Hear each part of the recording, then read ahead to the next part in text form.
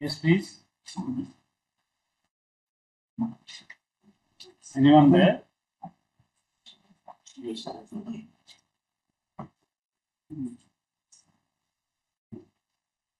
You have the words. I request to mention 801. And request to mention 801. Yes, yes. Not to be deleted, my lord. Not to be deleted. Grateful minutes. Item 801. Because they have put an application for bail in the leave granted. They have already undergone more than 9 years. We were conscious when we admitted the matter. Let me understand. No, not at this. Wait for a year. My lords, will permit me to mention a better matter. My lords, this matter was listed before the vacation bench scheduled by Justice Mishra, my lords. It was supposed to be listed today, my lords. I have mentioned it to the registry since the service report is not available. This was pertaining to the setting up of waste management treatment plants and tender matter. Now, my lords, the urgency is the fresh tender process is being issued in disregard of this order, my lords. What they have done is, because the tender process was to occur, they issued fresh tender for each to circumvent the orders passed by my lords. Once we list Friday or any date, my lords. The last date for closure of submission of tender is, my lords. Why circumvent?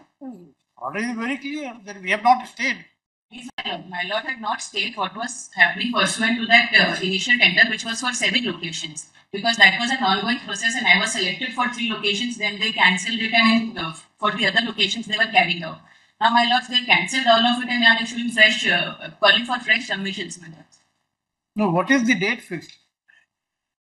My lord, it was supposed to be listed today, my lords. This is oral mentioning. You mentioned it before the registrar. It comes to proper channel. The registry twice, my lords. It was directed to be listed today, my lords. The case status shows the listing date today, but it has been up in the list before the registry are mentioned because the service report is not updated. They don't take up the mention. Computer generated date. You should have mentioned it for not to be delisted. My lords, I had mentioned that, my lords, since the service report is not updated, they are not taking the list. Oral mentioning we can't. My lords, may permit only in view of the urgency because 16th is the date. Any date before that, my lords. My lord has explained it before. Already told you. Lordship, I'd like to mention an item which was listed on 29th before the special bench comprising of Justice Mishra and Justice Anjaria. We had engaged the senior counsel in that order. Actually, inadvertently, the senior word is missing. So kindly allow to make some necessary changes. What is the problem because of that? Lordship, in that order, we had engaged senior counsel. He remains a senior. Lordship, but still in that order, we have to mention. We mentioned we inadvertently it has been missed out. There is some difficulty in other process, post hearing process. Mention कर देना. Very well. Item 1. Billing process. Please, my lords, I appear for the petitioner in item 1. My lords, the service is complete, however, nobody is entered appearance. Allowed. Item 2. Please, your lordship. Now the service is complete, nobody is entered appearance. Be obliged. Item 3. Service is complete, nobody entered appearance. Transfer from Gurugram to Lanka. 4. Mediation is pending, I think. Tell before mediation. Is it pending? What happened? Settlement has arrived, my lord. First installment has to be paid on up to 30th September. Thereafter in January. 2 installment, 12 lakh in settlement. When will you file an application? Well, it will be filed after 2 weeks, my lord. So the learned report of the learned mediator, parties are arrived at an amicable settlement. Let parties file an application in Article 142 in terms thereof. List on.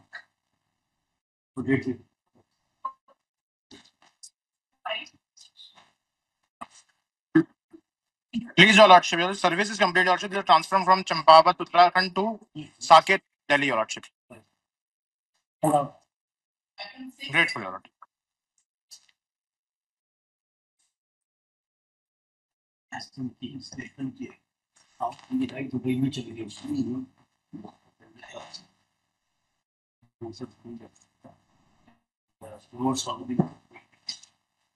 And who's there for the petitioner? Who's there for the? I'm appearing in item 4, my lord. No, 4 is already over. Interpreter. 4 is over. This is number 6. My, okay, my lord.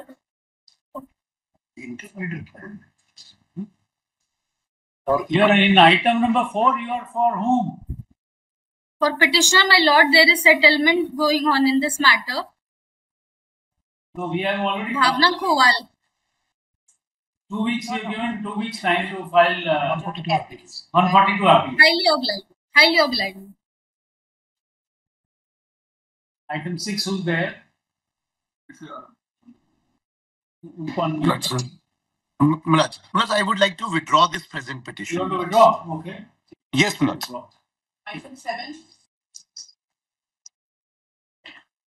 Madam, I'm appearing for respondent in this point. Petitioner is seeking a transfer of guardian petition from Indore to Ludhiana.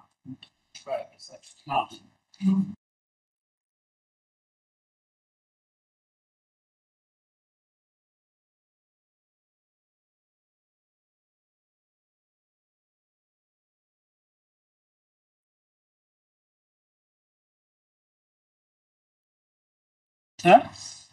No one is. Just pass it.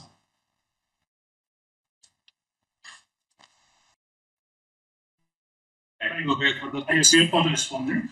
This is the matter in this petitioner is seeking transfer of a civil suit. Why civil suit to be transferred? What has happened? After my marriage, my husband had left to the USA, and when I went there, he involved in certain immoral activities. He forced me to that. I somehow returned back. My in-laws just filed a civil suit against me and my husband, disowning him and for permanent injury. Now the problem is, I am residing in Thaldwani. I'm unemployed. I'm totally dependent on my parents. Thaldwani to Karnal is not very far off, and you are a defendant, no? No, I'm the petitioner. In civil suit, In the civil suit, she is the defendant. You are the defendant. And the property is located in Karnal. I also invested in civil suit for lordship. Sorry. Then permit, ask them to pay the traveling expenses whenever my. I am not the husband. I am last time. Civil suit you want? Expensive. The petition service is complete. Wife, you are the wife.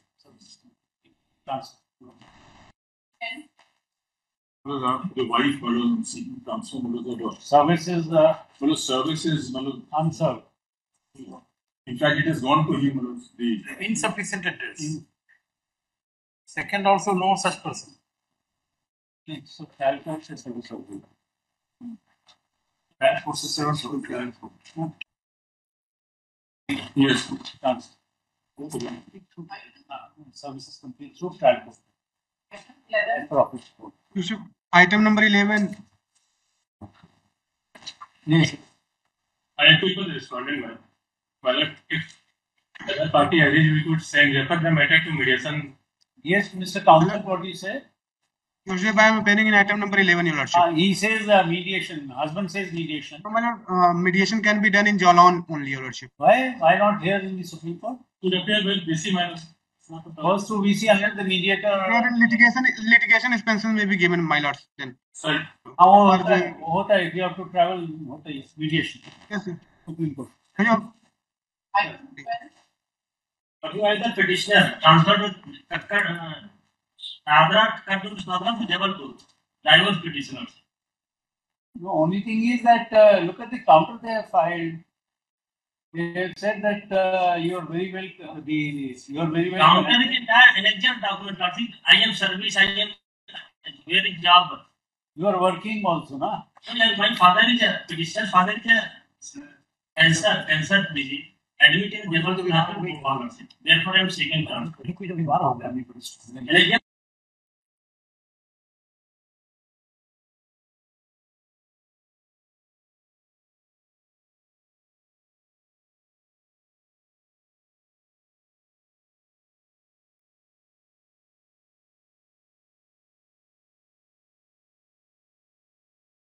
Father is cancer disease last time. That's all right. Sorry. Normally we allow, but not in this case. But we see Lordship. That is okay. We are not inclined to interfere. However, liberty to the petitioner to approach the court for Lordship, one matter pending, maintenance pending for Jabalpur. or having the proceedings conducted through VC, subject to convenience and orders passed by the court. Item 30. Subject to availability of the infrastructure and the orders passed by the court. Yes, next.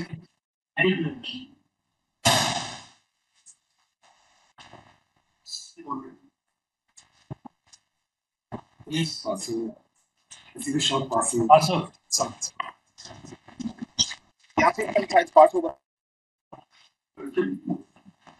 Item 14. This matter is about 650 ml beer, Your Lordship. The same was found in my car, and I was unfortunately the owner of that. Right. I'm grateful. Counter they said charge sheet.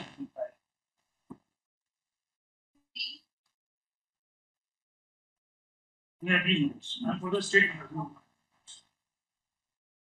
Service is not complete. That's on the private respondent. It's not complete. It's not complete. It says I go to state. As per office report, respondent number 2 could not be served. Fresh steps for service be taken. Service in relation to concerned SHO. I'm so grateful. Because interim order to continue. Interim to continue. I'm so grateful. Your Lordship. This is a case for construction.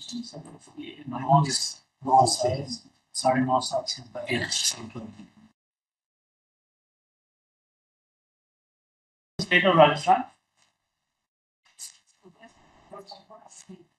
We just pass it over. You're there. What do you say? Okay, no problem. Highly reply. Yes, sir. See, for 9.5 years he's behind bars. It was only 2 weeks. 2 weeks. No more. It's gone. Item 17. So this is complete by statements. They have filed about You just pass it over.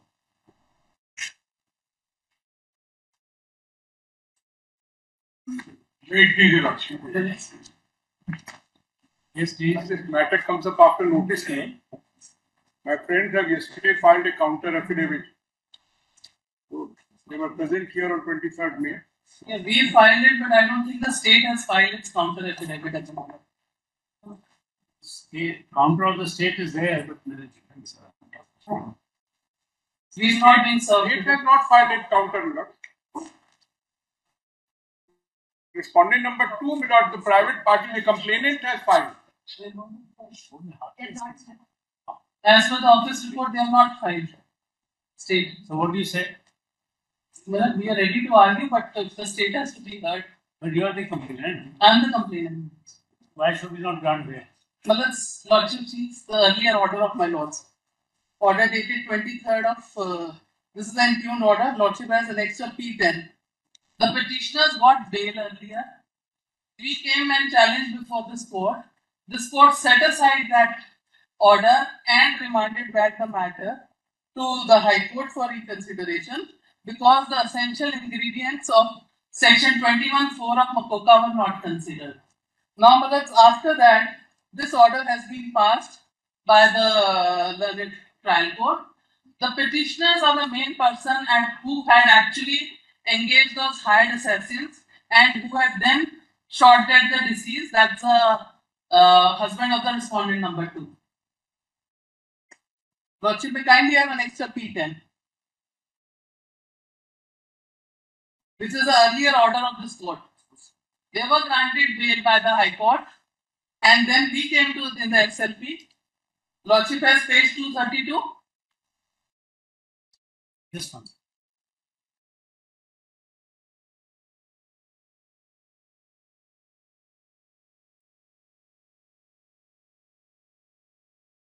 Lordship has page 232. 232. 232, my lords. An extra P10. Yes. Lordship has it. We have it. Lordship notice. Yes. Para 4, it is a core contention of the appellant that the bare perusal of the impugned order itself will bring home the fact that order granting bail to respondent number 2 and 3 in case of Makoka is an outcome of consideration akin to a mini trial. So we had only remanded the matter. Remanded the matter, and then the trial court recalled its order, which was actually set aside, and they did not grant him bail. So now it's a case where they are not being granted. Trial court, it's the High Court, sorry, and now they are seeking bail before Malone. One thing is there, subject to correction. Please, Malone. Even while we remanded, we did not cancel their bail. Please. We said yes, he will continue. See, what we are saying is that page 24243, even while we remanded the matter, right, sir, we did not cancel his bail. Yes, my lord said that the order granting them bail will continue till the decision and the matter be decided within 1 month. Now, this order was extended by the High Court by granting bail. Correct. But when we came up on the after notice matter, this court directed them to surrender. The courtship has the last order. There was no exemption from surrender granted. So on 30th June, they have surrendered. I believe they have filed an additional document showing the certificate of surrender. So today they are in custody, and Malaks, what has happened is, it is within 3 years they have been granted bail, so Article 21 also will not apply, then it's a delay. It is a family dispute. But it's not exactly a family dispute, Malaks. It's a case where there were property disputes. But the fact is, you cannot take the life by hired assassins in this manner. And there is lot of video, we see video capturing which will show that A1, A2, A3 and the petitioners came out. Petitioner was taking the fruits, and there is a communication between the hired assassins and the petitioner, and I will place everything on the court. Madam, just one.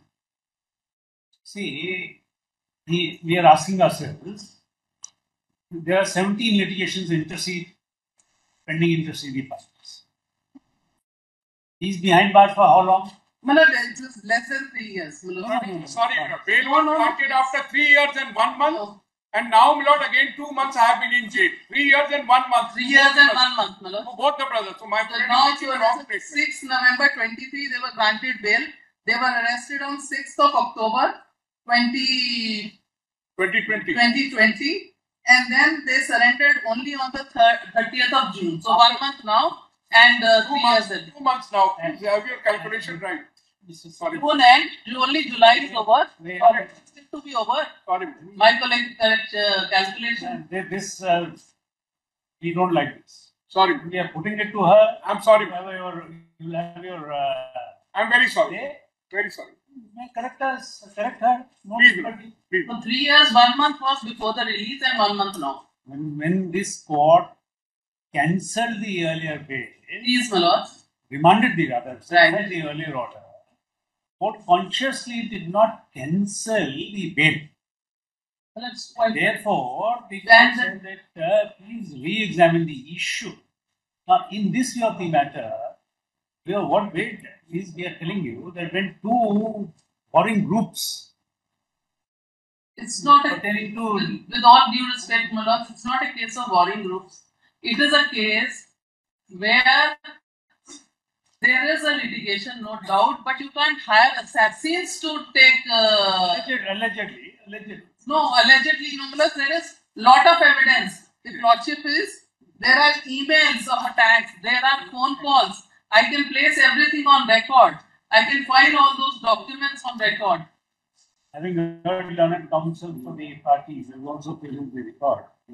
They concern you that the attending facts and circumstances, more so considering the earlier order passed by this court with a earlier judgment dated so passed by this court with page 240. The petitioner is entitled for the 2nd January 2025. Entitled for the relief paid for in the petition. That is, as such, we direct the petitioner to be enlarged on bail on such terms and conditions as may be enforced by the trial. Needless to add, What is the stage of? Well, that's my respectful submission. Charges have not been framed. Because they are delaying the trial. In fact, the APP has filed an application. We are saying that. No, APP is filed and that there be for expedition of trial, but they are not. Yeah, we are saying. We are saying. No, sir. For the state, the next date of hearing is 14th August. For framing of charge. Needless to add, framing of charge means the investigation is complete. Yeah, charge sheet has been one by one. We are asking. Charge sheet has been filed, Lords. No, sir. It has got to our notice that Challan already stands presented, and the matter is now listed for hearing on 14th August. 14th for framing of charge. We direct all the parties to fully cooperate. Cooperate during trial. Let's fix a time frame. We are saying trial is expedited. We request the trial court to conclude the trial expeditiously.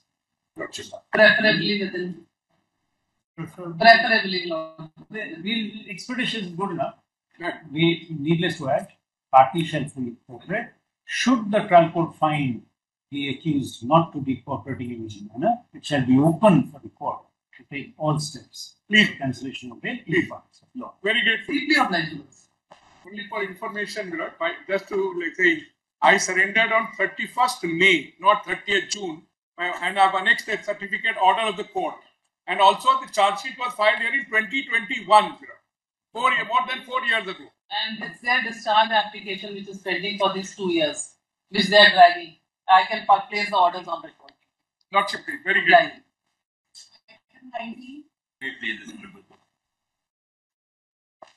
Lord, this is a statement. I need to take pass over. Pass over. Great. Pass over will come immediately.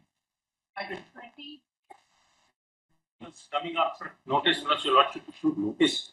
It's on 2nd of June, I'm a 19-year-old girl, and not named in the FIR, nothing against me, even in the confession, no role, nothing of kind. Please see, Lordship, you see, page 2021, as far as I'm concerned.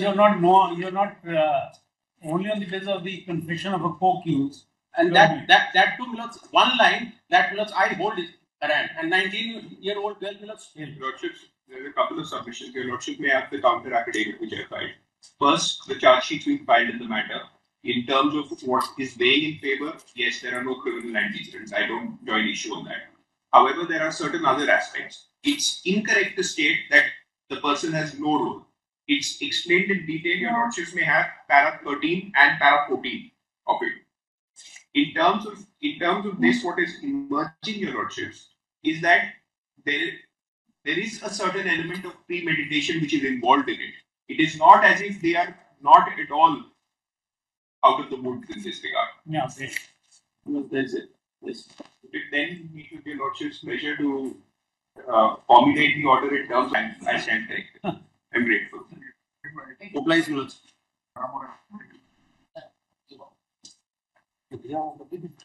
My lord, the petitioner is in jail for almost a year. Recovery. Bail. So the co-accused to be granted bail, they will scissor from there. Oblige. Was it? In item number 17, I was there for the respondent. Have your breath. I'm so sorry. No, you don't have to be sorry. I was in item number 7 for the respondent. 17. Pass. We are item 22 now. So what if that's pass over? We really don't know. My lord, in item 21, seeking pass over. Pass over. Lord, if I may, I'm appealing to the state. We are seeking time to file counter. We are granting bail. Lord, it's a 75 lakh. He's a government officer. It is not a recovery. It is disproportionate. Please, Lord, please. Disproportionate to the extent of 36%. If I may submit, Lord, he has appeared before the RO on one date and he has not provided exactly the. It may continue to cooperate. That's a part of the order. My lord, after the gentlemen, it is not a case of recovery. It is a case of this disproportionate asset. It is 36% of 75 lakhs. Grateful, my lord. Grateful. Item 23. What is your good name? My name is Siddharth Rajas. Tell your senior you argued very well and you got an order. Grateful. 23. 23. Trial is going on, my lord.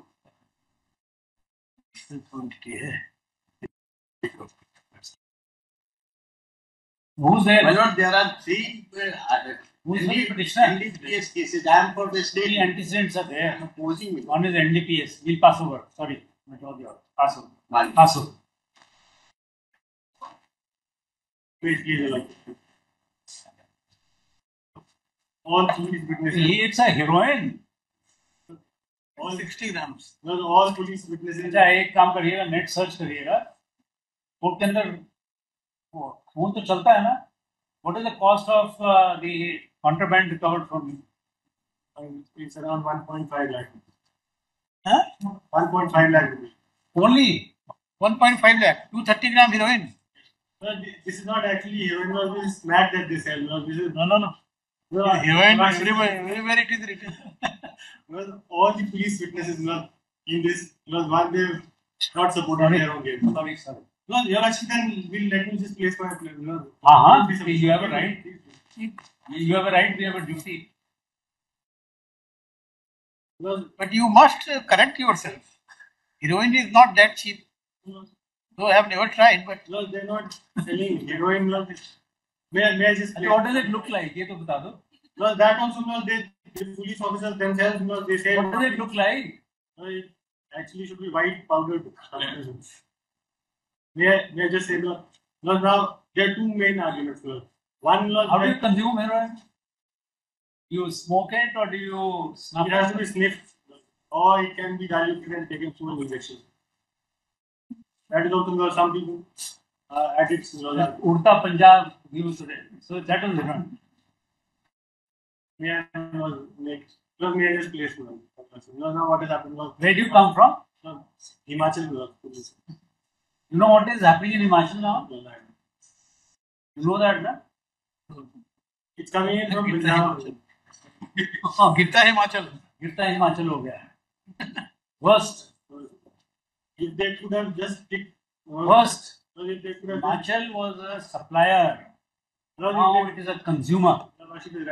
Only because they did not contain themselves till Cheras law. Had it only been Cheras law, it would not have been this bad. Because of this synthetic drug which is coming in from Punjab, the entire state is now going down the drain with all due respect. See, there is one triangle in North India, and one triangle while I was in Tripura, I saw the Burmese triangle. May I just place me about it? Sorry. No, let me just place. You place your recorder case. No, I have just 2 points to make before you launch. One, all the police witnesses, they are 4 in number. I have placed those testimonies on record. They themselves in court have been convicted or no? So I have been convicted. Plus, 1 minute. Yes, you have been convicted or no? Right. Your appeal is pending or no? Pending. What is the sentence? 10 years. 10 years. You have undergone only 2 years. 2 years, 3 months. Yes, telling you. So you tell us what is that special circumstance for us to suspend? Well, all police witnesses, 5 police witnesses have placed their testimony. They categorically say that the contraband which they recovered is not what was produced before the court. Not at all. Well, they have categorically said, all 5 of them. And they said that they have not complied with the mandatory provision. The good case for Khuti. May I just then withdraw it? You want to withdraw, you withdraw. We have not different information. After arguing for some time, we come to the court. वो जो कल withdraw हमने किया है, कल वो था वो है इज़राम वाला. 56. And उसमें ये कि after arguing for some time. Item 25. May I please your lordship.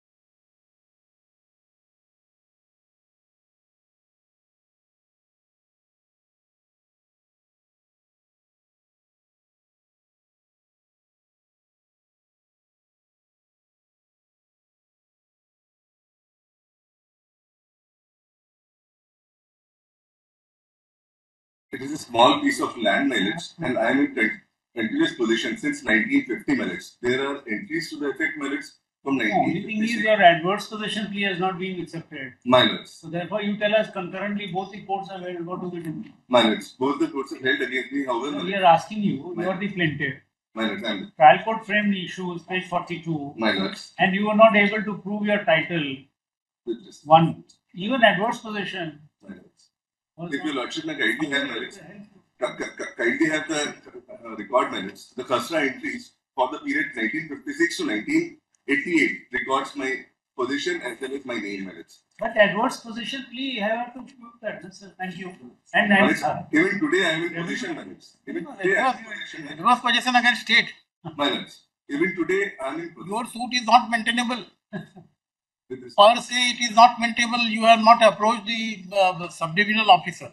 My lords, my name was recorded in the year 1978. Only because your name is recorded, you cannot get a title against government. Then my lords, observe that I will not be dispossessed without due process. No. My lords. I am still in possession. My house is there, my lords. Item 46. Objection.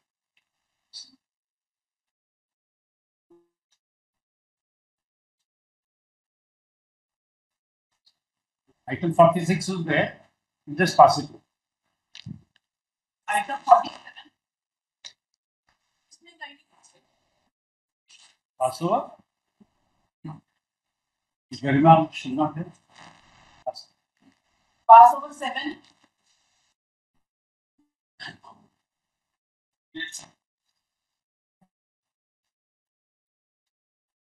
In fact, now I have the understanding according to my instructions.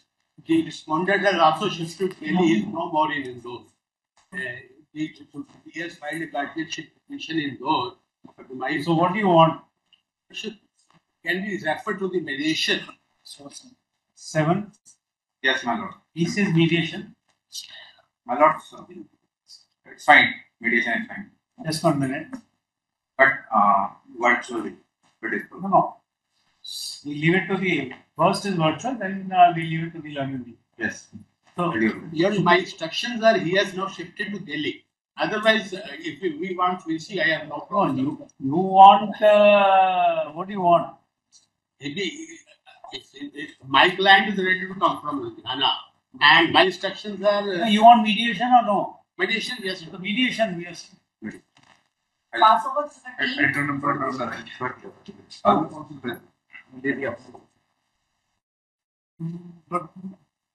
Pass over 13. He was not here in the first one. 13? 1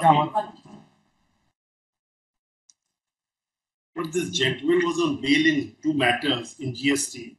The moment he gets bail, he's then brought in under this act called GC Top Note.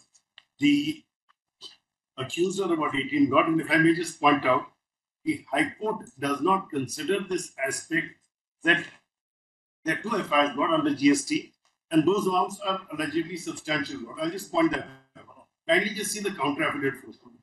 Oh, Mr.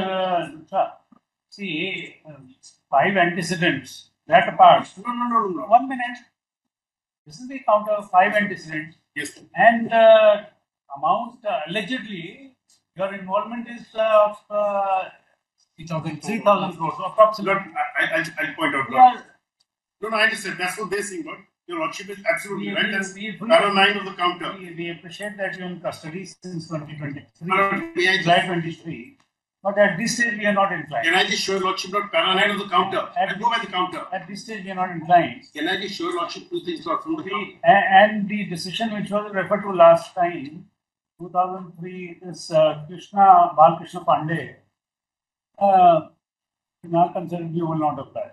Can I just we'll distinguish. Can I just take 2 minutes and point out not just two factors to your lordship? Why do you invite our order from us? No, Lord. Why are you not present this stage? But can I just give you liberty to file a fresh after some time? Can I just ask your lordship to see the counter for a minute? If your lordship still feels disinclined, We have seen the counter, therefore only Lord, please come to page 9. Your lordship has seen page 8, but please see 9. Please see 9.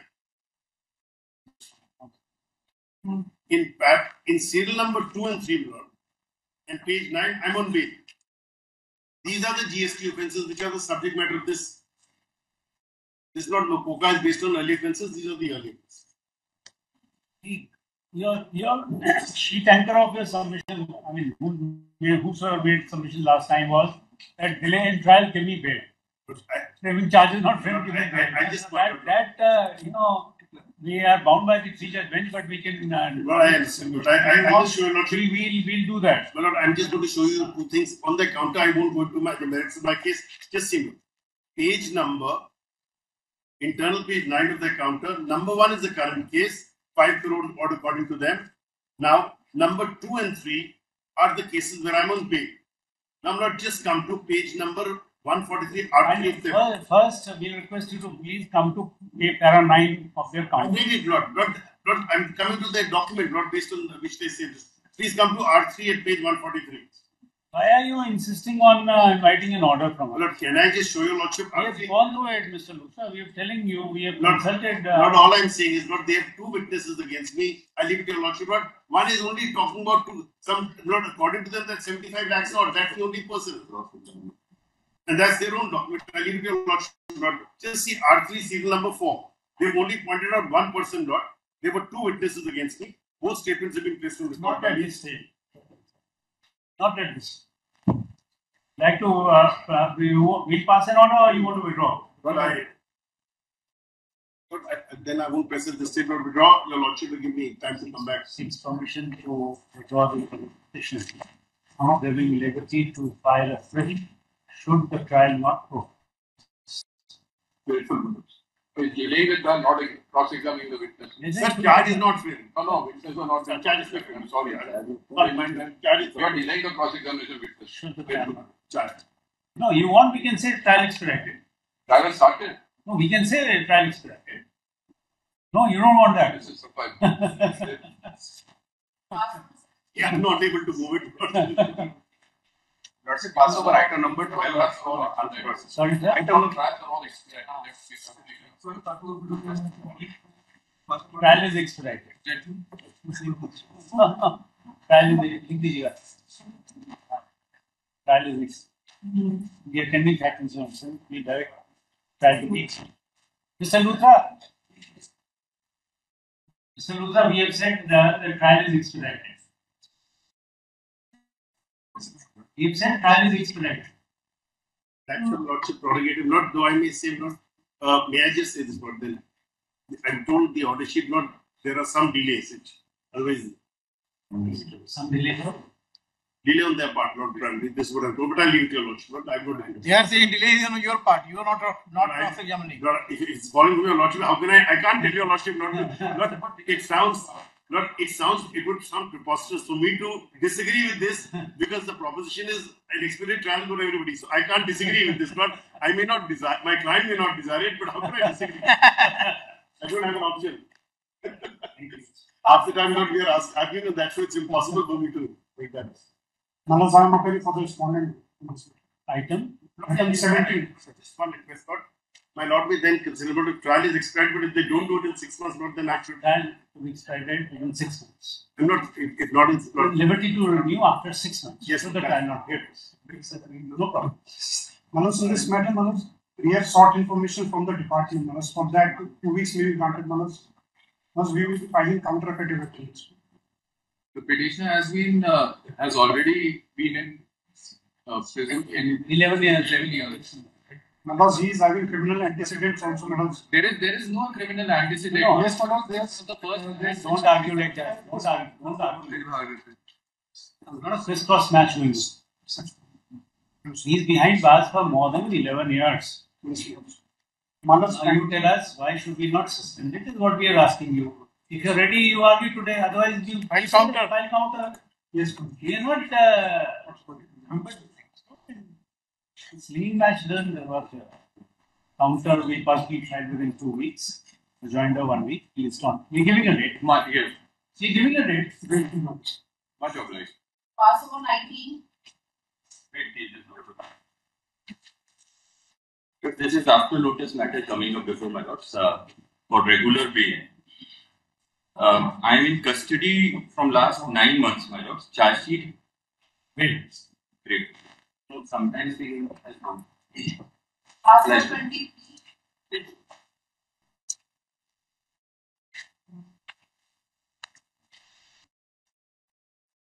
May I please, Lordship? Who are you? There are 3 antecedents, sir, against you. One pertaining to NDPS. Please, Lordship. We were initially inclined, but we realized that there are 3 antecedents against you, and one pertaining to the very same, similar crime. Lordship, what my prayer is that your custody is to more than 2 years, 5 months, Lordship, and out of 13 witnesses, 5 witnesses have been examined, Lordship. Thank you. Password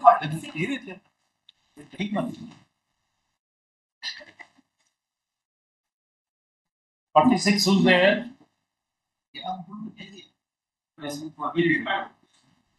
Yes, yes, sir, come. For petition.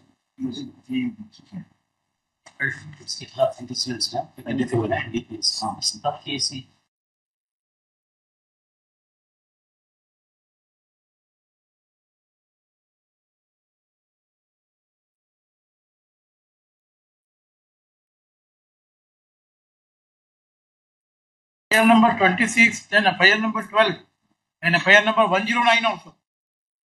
There are 3. This is third. Yes, 46. Where are you looking at? Where are you looking at the screen? Pass over 46. How we have passed over 46, na? Yes, sir. Council is not ready, dismissed. So, my lord.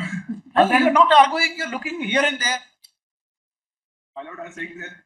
What are we saying? Only one incident. No, antecedents. If we say 3 incidents, and according to you it is 1, you will look at the screen. I am verifying that this case. No, what is this? No, we are not inclined. Sorry. Only one Sorry. incident. You must improve your conduct in the court. This is not the way to address the court. My lord, I am just, absolutely not, Mr. Counsel. my lord, I am just Absolutely not. I am telling you, absolutely not. This is not the way. This is not the way to address the court.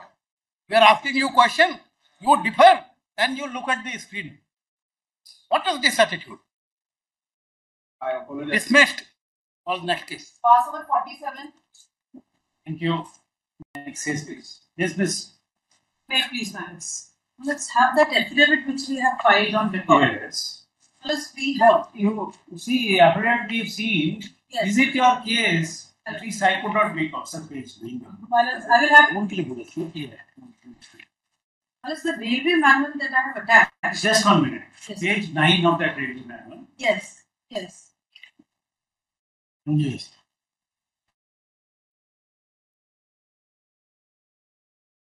Right? Yes. 33% by promotion. This is the case in hand. 1 minute. And 16.3 whatever by merit. Yes. So what you are saying is that the advertisement exceeded this 33%. No. Then We are saying that this exam had to be strictly on merit basis and not seniority. That is what our case is. Whereas, let's kindly see, this says para 189, 33.13% by promotion by a process of selection from eligible group D categories of staff as specified by the zonal railways as per procedure prescribed in para 189. Now, my lord would see page 11 is para 189. So, the exam was of 100 marks. My lords would see there is a table which says written test is 85. Record of service is 15. So there is no seniority here. Then what happens is, my lords, we kindly come to 4. Bottom, it says all those who qualify on the basis of written test and record of service, the qualifying percentage of marks being prescribed by the general manager should be included in the panel in the order of seniority. This, my lords, kindly see just below that 41A. The posts of commercial cum ticket clerk so and so under 33.13% quota shall be filled by the process of general selection based on merit and not seniority. So, no, where are you reading? Sorry. 4. Malaj, page 11. And then it was clarified. On merit, not seniority. Yes. And the advertisement erroneously said that on seniority. On seniority. Yes, that was one point. Second, by this.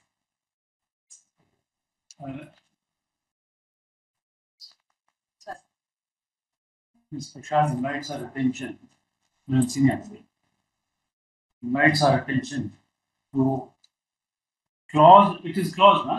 Yes, my lord. Clause 127. Para 189. 127 and 189. 418. 41A. Yes. Which are extracted in an under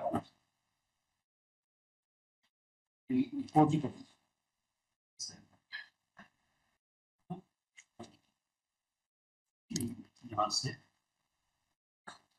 Additional affidavit के page 11. Just one word, read with Malas annexure A3. There also, since 2014, it was clarified that it will not be seniority and only merit. Annexure A3. Page 15, Malas. Also, circular dated 6 February 2014. Annexure A3, page 15. The additional affidavit. It is argued that the selection process had to be based on merit and not seniority. I don't know. As was so erroneously inserted in the, which condition was erroneously inserted in the advertisement dated 8 February 2022, that is the video of the main question. So, realizing the mistake, the authorities took action took remedial measures by issuing communication dated 2nd of August 2022, page 47. Yes, ma'am. And as such, the advertisement stood withdrawn. Notice will state it. Steve, there's a consent. I'm obliged to this. Leave your fault. 49.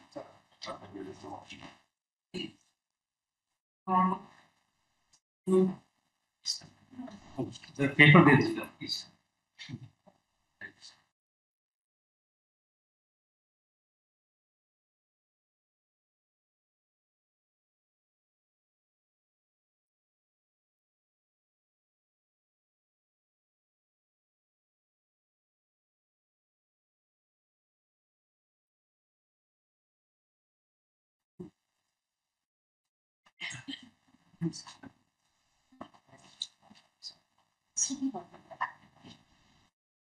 Yes. Okay. Yeah, just take you. Yeah, Mr. Anderson. Just for the information of all the members of the bar, we take up this matter first.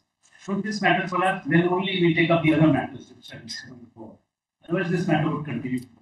Yes. Wait. No, sorry.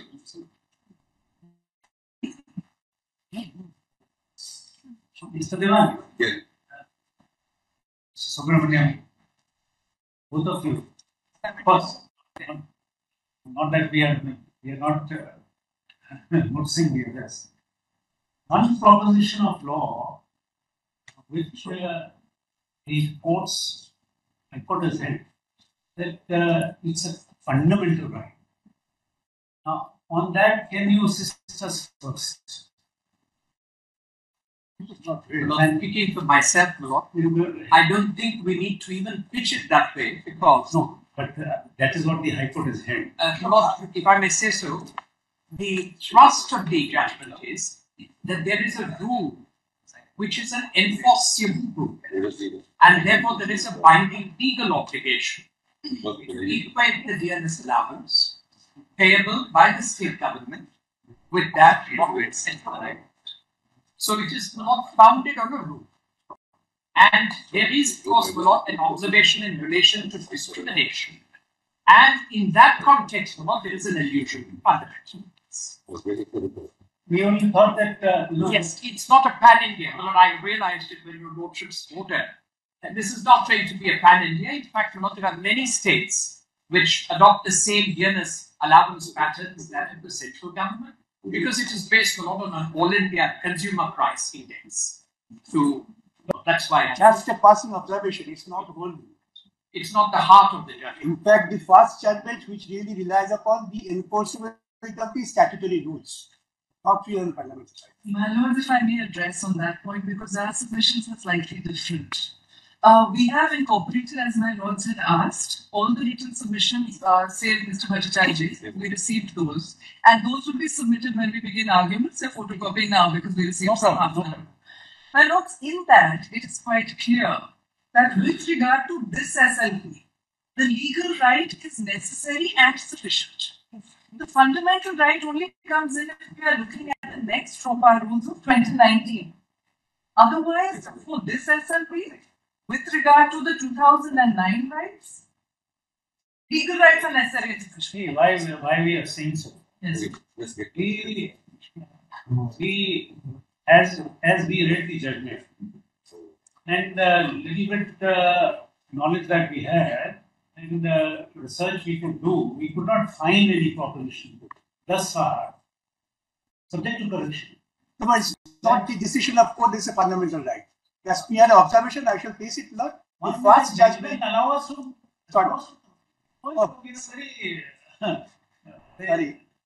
Sorry, but I could really follow. We are only saying that it is this what really was we were really looking for, because can it be said that it's a fundamental right? It's something which was we were pondering, we were working on, but we could not find any material on this, so we thought that maybe this is. Yes, so let me just place it. So, My lord, may I just answer? May I just answer? Yeah, let them answer. No, let them answer. May I just say also learn. Not their argument. This, to be fair, is an argument because it had fallen from my lord. No, it has not fallen from us. It has fallen from It's fallen from the High Court. It's fallen from the High Court. That's we are not saying. So we have addressed that as a subsidiary argument. The crux is the legal right. So therefore, both sides would say it is not a fundamental right. That's not for the no, but we'll assist you on it as we the can. purpose of your lordship's question. The position under the constitution would be that a government servant is necessarily controlled by rules, which are framed under the proviso to Article 309. And there are rules which regulate pay. So pay is necessarily a matter which is governed by the rules. So if a rule is arbitrary, that's a different point altogether. But to make a claim for dearness allowance as if it was a fundamental right, I think may not be. Thank you very much. That was not our contention also before the High Court. Our contention was enforceable right. Thank you very much. That's what we were really looking for. We were concerned about. Yes, Mr. Duran. Okay. So,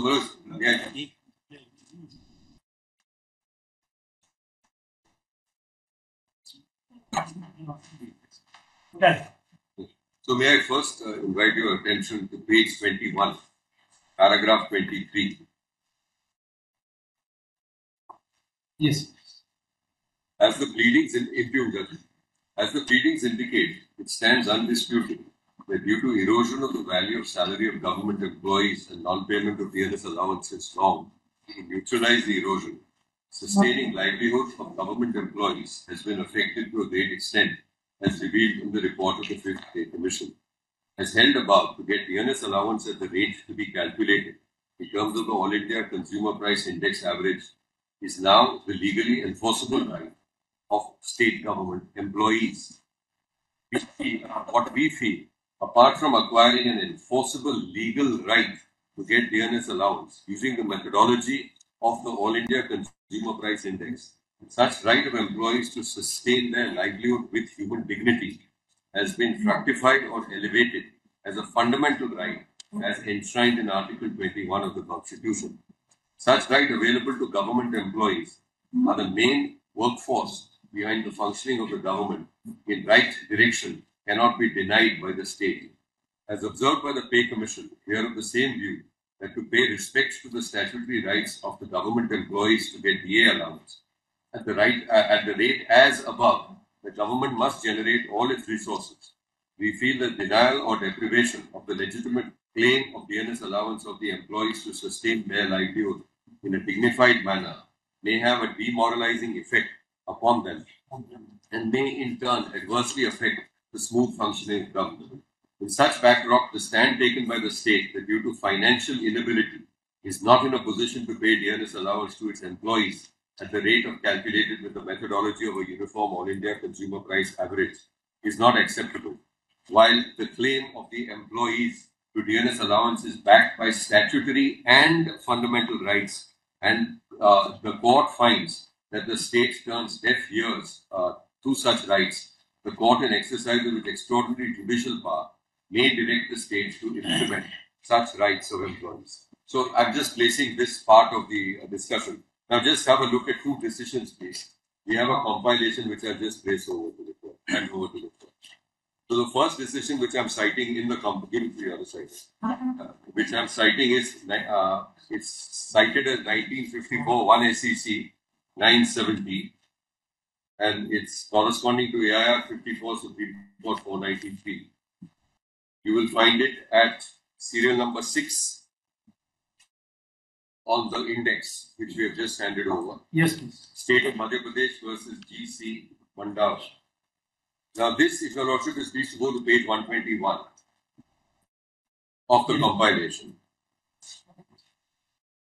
you will notice that it is a constitution bench judgment. And may I take you now to page 123.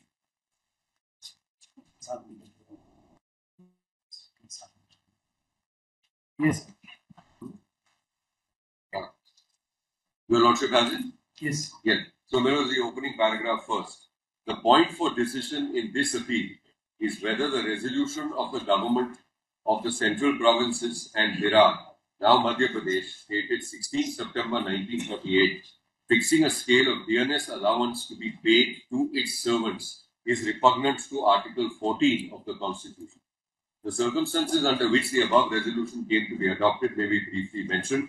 Consequent to the war, there was a phenomenal rise in the price of foodstuffs and of other essential commodities, and among the persons worst hit by it were government servants. As a measure of relief to them, the central and provincial governments sanctioned a grant of grain allowances to them under various resolutions passed in 1940.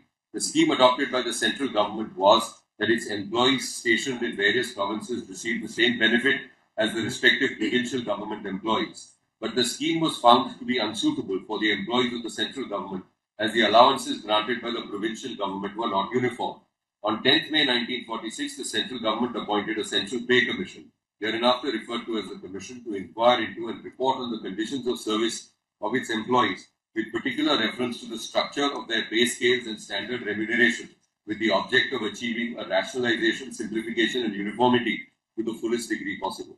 The Commission, which was presided over by Sir S. Vardacharya, recommended by its report dated 3rd May 1947 the grant of DNS allowance on a specified scale. On 27th May 1947, the government of the central provinces and Virar appointed a pay committee, hereinafter referred to as the committee, to examine the recommendation of the Central Pay Commission and to report to the extent to which and the modifications subject to which these recommendations should be accepted by the provincial government, so far as the government servants under the rule-making power of control are concerned.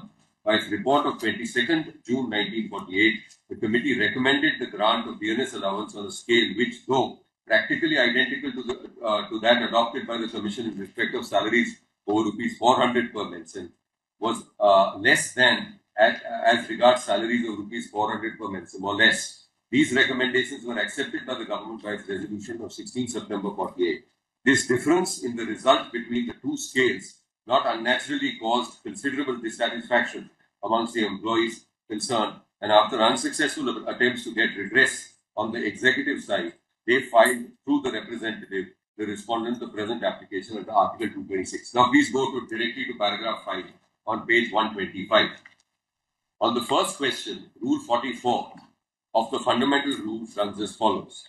Subject to any restriction which the Secretary of State and Council may, by order, impose upon the powers of the Governor General in Council or the Governor General in Council, as the case may be, and to the general rule that the amount of a compensatory allowance should be regulated, that the allowance is not the whole source of profit to the recipient, a local government may grant such allowance to any government servant under its control and may make rules prescribing their amount and the conditions under which they may be drawn. Under this provision, it is a matter of discretion with the local government whether it will grant dearness allowance, and if so, how much. That being so, the prayer for mandamus is clearly misconceived, as that would be granted only when there is in the applicant a right to compel the performance of some duty cast on the opponent. Rule 44 of the fundamental rules confers no right on the government servants to the grant of dearness allowance. It imposes no duty on the state to grant it. It merely confers a power on the state to grant compassionate allowance at its own discretion, and no mandamus can issue to compel the exercise of such power, nor indeed could any other writ or direction be issued in respect of it, as there is no right in the applicant which is capable of being protected or enforced. So we would draw on this particular observation in support of our submission that there is no fundamental right. Now there is one more decision which may be of assistance, which is at page 129 of this paper book.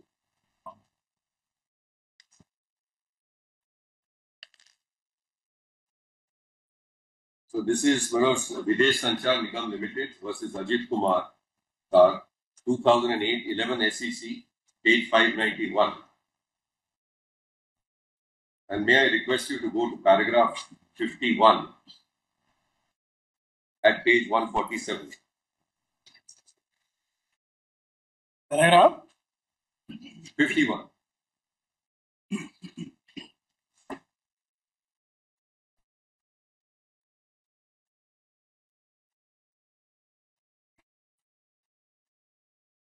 Yes.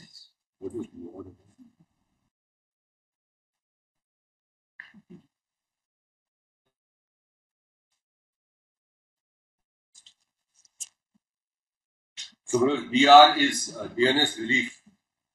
Para 51. It is well settled that dearness relief is a matter of grace to the government servants and not a vested right, and hence a claim against the government for the grant of such allowance at a particular rate is not justiciable. The grant of dearness relief at such rates and subject to such conditions is the prerogative of the central government in terms of Rule 55A of the CCA Pension Rules 1972. Rule 44 of the Fundamental Rules for the grant of dearness allowance imposed no duty on the state to grant it, and it merely confers a power on the state to grant compassionate allowance at its own discretion, and no mandamus or any other writ or direction, therefore, could be issued to compel the exercise of such a power, as there is no right in the employees which is capable of being protected or enforced. So this is, of course, as your lordships have noticed, a judgment rendered by a panel of 2 learned judges, the 2008 judgment, but it draws on, as the court has seen, the state of Madhya Pradesh judgment versus Mandawar, which is a constitutional bench judgment dating back to 1954. So we believe we would commend this approach to the court, which is to say that there is no right as such.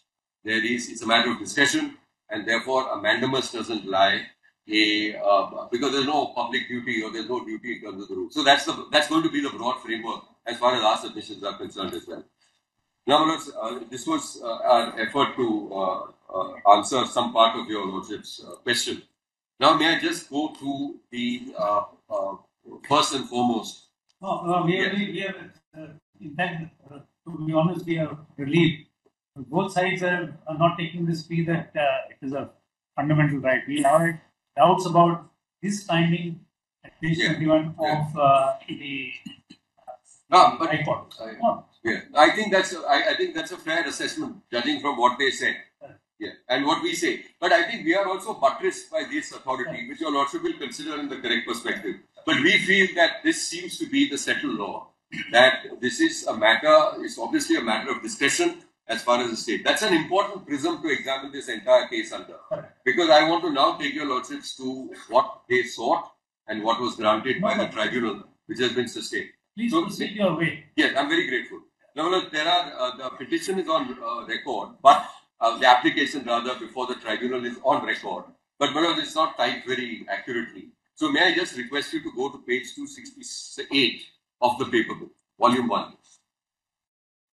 So I am first taking your lordships to the prayers, which I think are reproduced accurately here. 266 of the? Of the two, yes, it begins at 268. It's a copy of an order. Volume 1, Manoj. This is the prayer before the tribunal. Yes, it's elsewhere as well, but the typing is not very accurate. So I'm just reading it from here. No problem.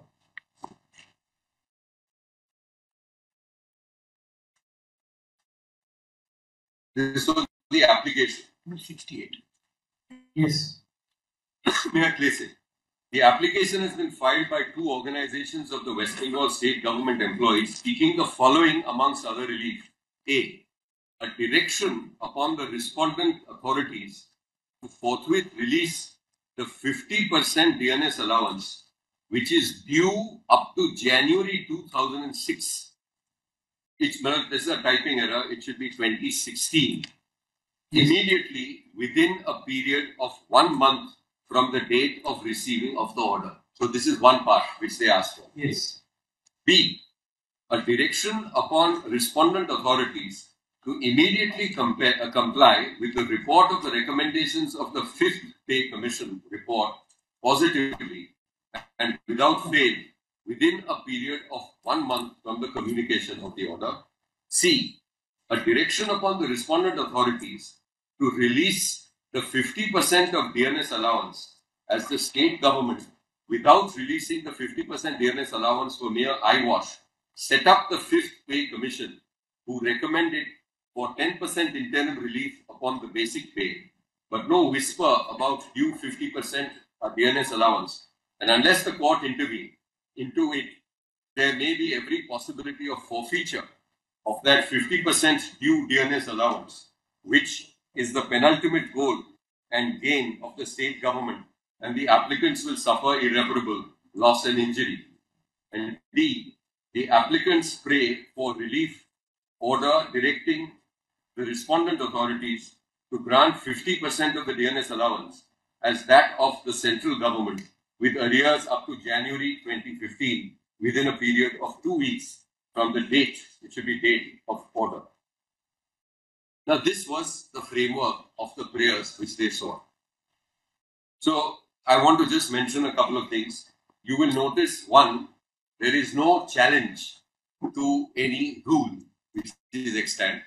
Number two, there is no challenge to any memorandum at all, which has been issued by the state government, explaining the scope and the amplitude. So these are two things which your lordship may just at this preliminary stage know.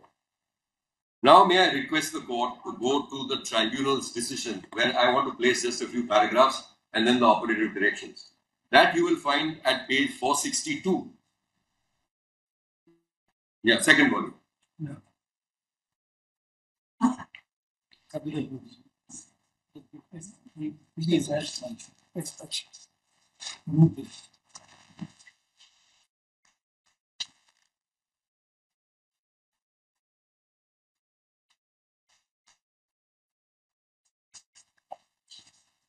Volume 2. Yes, it's volume 2. It's annexure P28.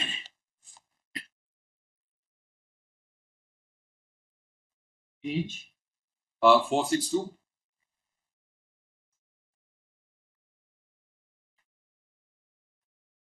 It's a judgment of the tribunal. Yes, which was eventually assailed before the High Court and sustained by the High Court. Yes. Part 2.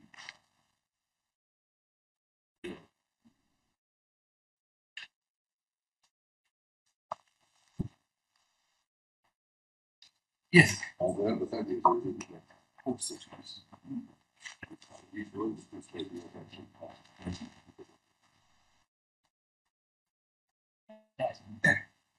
Yes, The Lordship sir, page 462.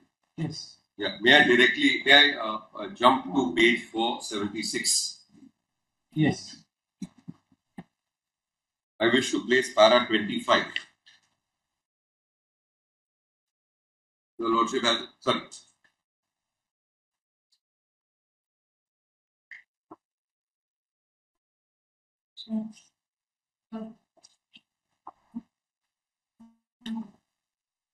Yes. Para 25. Now we would like to consider the first issue, namely whether the employees of the government of West Bengal are entitled to get DA at a rate payable to the employees of the central government. Yes. Sorry. Yes. Yes. So I'm just placing the question para 25, which they thereafter proceed to answer. Page 476. Now we would like to consider the first issue, namely whether the employees of the government of West Bengal are entitled to get DA at a rate payable to the employees of the central government. Your Lordships have that. Yes. Correct? Then, my Lords, with your permission, I'm skipping the some part of that discussion. Please go over to page 476. Yes. And about 10th line from the top, you will find there is 10th line, there is no mandate. There is no mandate. Yeah, so I'll just emphasize that. There is no mandate either in the statutory rules framed by the state government or in the administrative directions issued by the state government as to how DNS allowance will be released by the state government for its employees from time to time, whereas the central government has specifically accepted the recommendations of the 6th Pay Commission for release of DA to its employees twice a year, as on 1st January and 1st July, payable with the salary of March and September respectively for administrative convenience, with inflation neutralization being maintained at 100% at all levels. However, what is explicit from Rule 31E, these are our rules, 31E of, okay, it should be 31C of the ROPA Rules 2009, is that the state government has adopted the index with a base year of 1982 as the basis for determination of revised pay structure in terms of the 2009 rules by following an index as on 1st January 2006. It's also pertinent to point out what is implicit in Rule 31C, read with Rule 7 of the ROPA Rules 2009, along with paragraph 10 of the Memorandum of 23rd February 2009 and Memorandum of 23rd February 2009, is that the state government has followed the pattern of the central government in payment of DA to its employees at the same rate, but from different date, at least till 2010. Now let's go to the table, which is part of the impugned order on page 478. Page 478. Your Lordship has a table there. Yes. Correct. Now just see, I'll just explain, at least my understanding of this table. So I'll place the table, see the heading of the left-hand first column. GO number of Finance Department, Government of West Bengal. Alright, so this is how they've tabulated. Then the rate of DNS allowance released by the state government. Okay, so the rate is 2%, 6%, 9%, etc. We'll come to that. Date of effect given by the state government.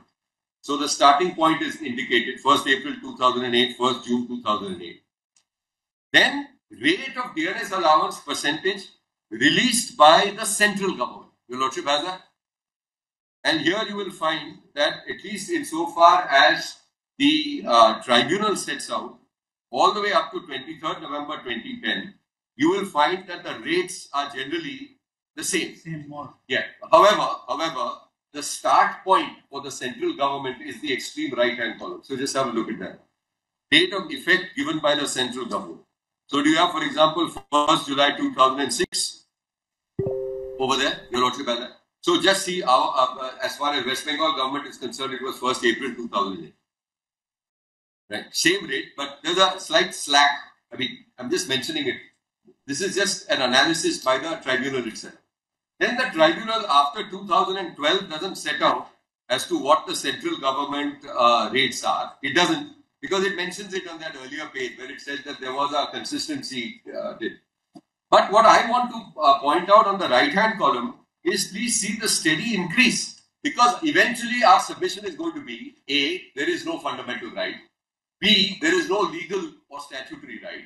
C, it's a matter of discretion on the part of the state, which of course, like all discretion, has to be exercised in a reasonable manner under our system of governance on the basis of relevant factors. One of the relevant factors is going to be fiscal availability of funds, priorities, because of the whole matrix of circumstances which have to be looked into. But the first thing which will strike you when you see the left-hand column is that it's not as if the state government is in repose.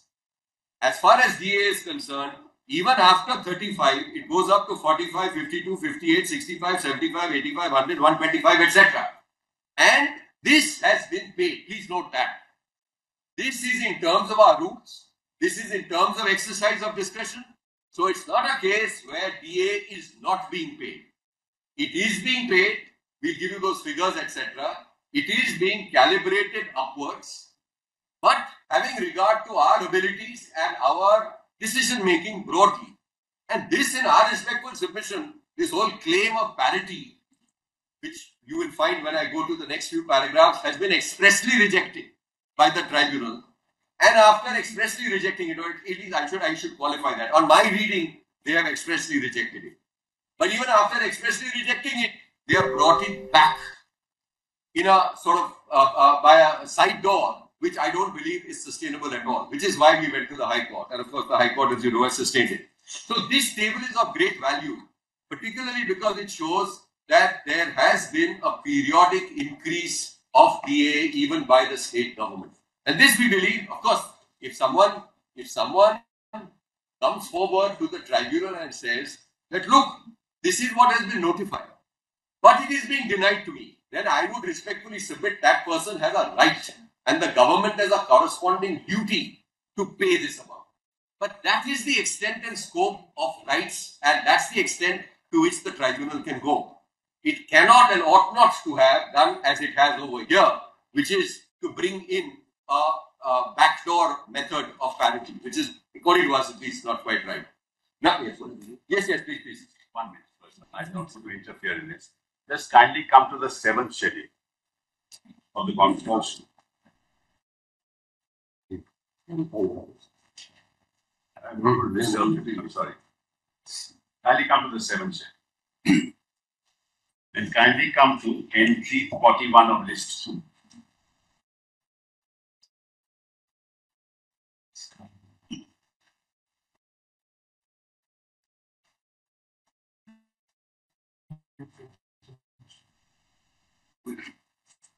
State Public Services, State Public Service Commission.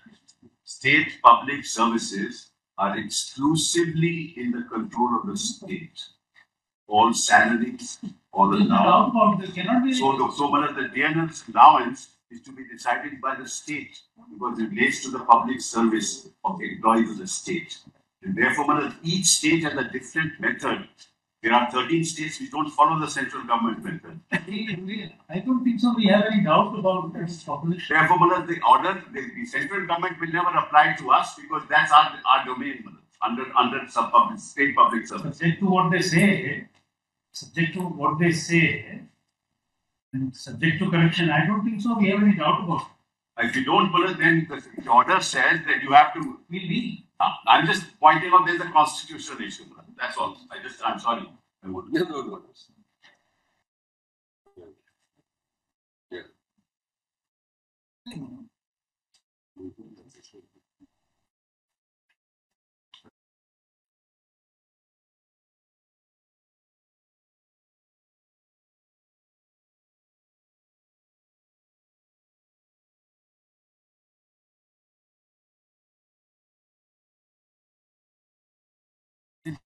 Just one. Yes.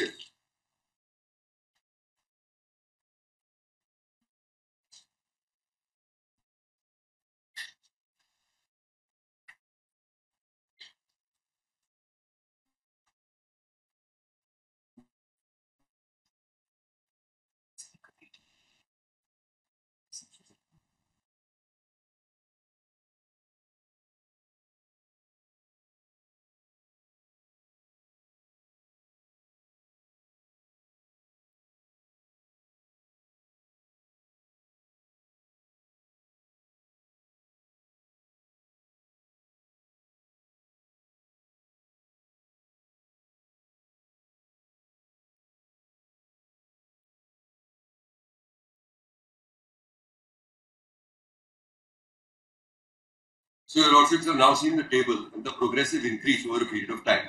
Yes. That's at page 478. Now please go directly, still part of the the order which was challenged before the High Court, 484 please, 484.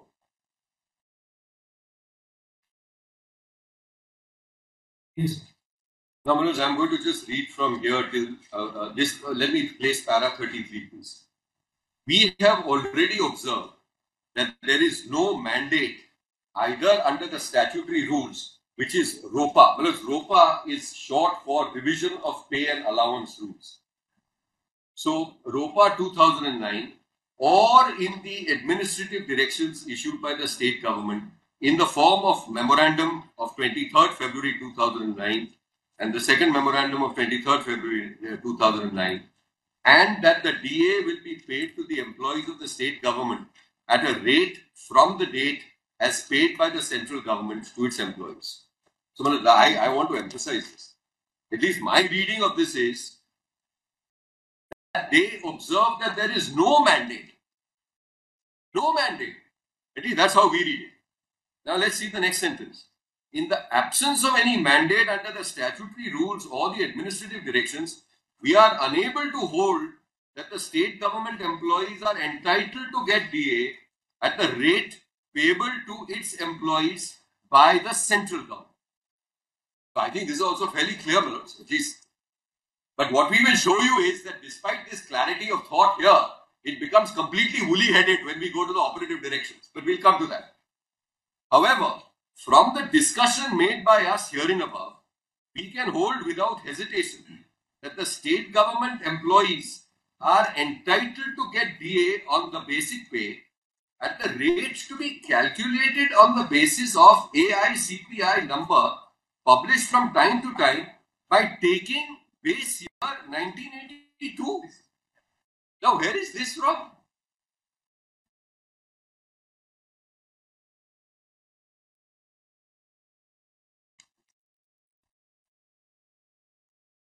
May I continue after?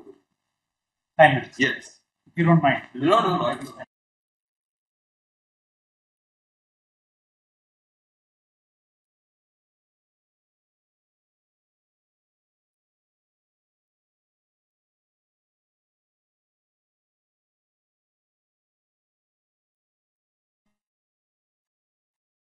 Yes, please.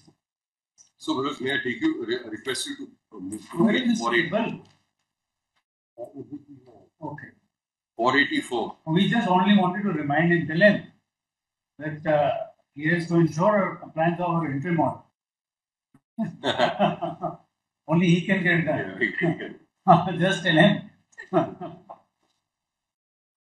Please proceed. Sorry, I was on page 484, paragraph 33. Yes. And Manoj, I read the first two sentences of that paragraph to be in my favor, in the sense that it rejects the notion that whether there is a mandate for the purposes of parity between state government and central government. Now, Manoj, I'm reading on. I'm reading from the fifth line on para 33. In the absence of any mandate under the statutory rules or the administrative directions, we are unable to hold that the state government employees are entitled to get DA at a rate payable to employees by the central government. So that's clearly, I would understand, in our favor. However, from the discussion made by us herein above, we can hold without hesitation that the state government employees are entitled to get DA on the basic pay at the rates to be calculated on the basis of AICPI number published from time to time by taking the base year 1982. It is the bounden duty of the state government to evolve norms and principles for payment of DA to its employees by calculating the same on the basis of AICPI on the basic pay fixed in terms of the ROPA Rules 2009 till the date of giving effect to the recommendations. Now it talks of the 6th Pay Commission set up by the government of West Bengal. The state government is also duty bound to pay arrears of DA to its employees after fixing the rate on the basis of AICPI number before implementation of the report of the 6th Pay Commission set up by the government of West Bengal. Can you read this again? Yes, I'll read it again, but I also need to follow what they are trying to say. So, Manoj, may I start with the word however? However, from the discussion made by us here and above, we can hold without hesitation that the state government employees are entitled to get DA on the basic pay at the rates to be calculated on the basis of AICPI number published from time to time by taking the base year 1982. It is the bounden duty of the state government to evolve norms and principles for payment of DA to its employees by calculating the same on the basis of AICPI on the basic pay fixed by in terms of ROPA Rules 2009 till the date of giving effect to the recommendation of the 6th Pay Commission set up by the government of West Bengal. The state government is also duty bound to pay arrears of DA to its employees after fixing the rate on the basis of AICPI number before implementation of the report of the 6th Pay Commission set up by the government of West Bengal. We would like to observe that the state government has the discretion to make payment of arrears of DA to its employees and fund with suitable restrictions on withdrawal of the same within the specified period of time. The first issue, whether the employees of the state government are entitled to get DA at the rate payable to its employees by the central government, is decided accordingly. So now, let me just make an effort to try and unpack this or unravel this, or what my understanding of it is. What they say in categoric terms is, one, you are not entitled, at least that's my reading of it. There is no equivalence between state government and central government. That's the first part of paragraph 33. Categoric. There is no such mandate, there is no such obligation at all as far as the parity is concerned. Because that's the question which he had framed, you remember, when the tribunal had framed, and which they are endeavoring to answer.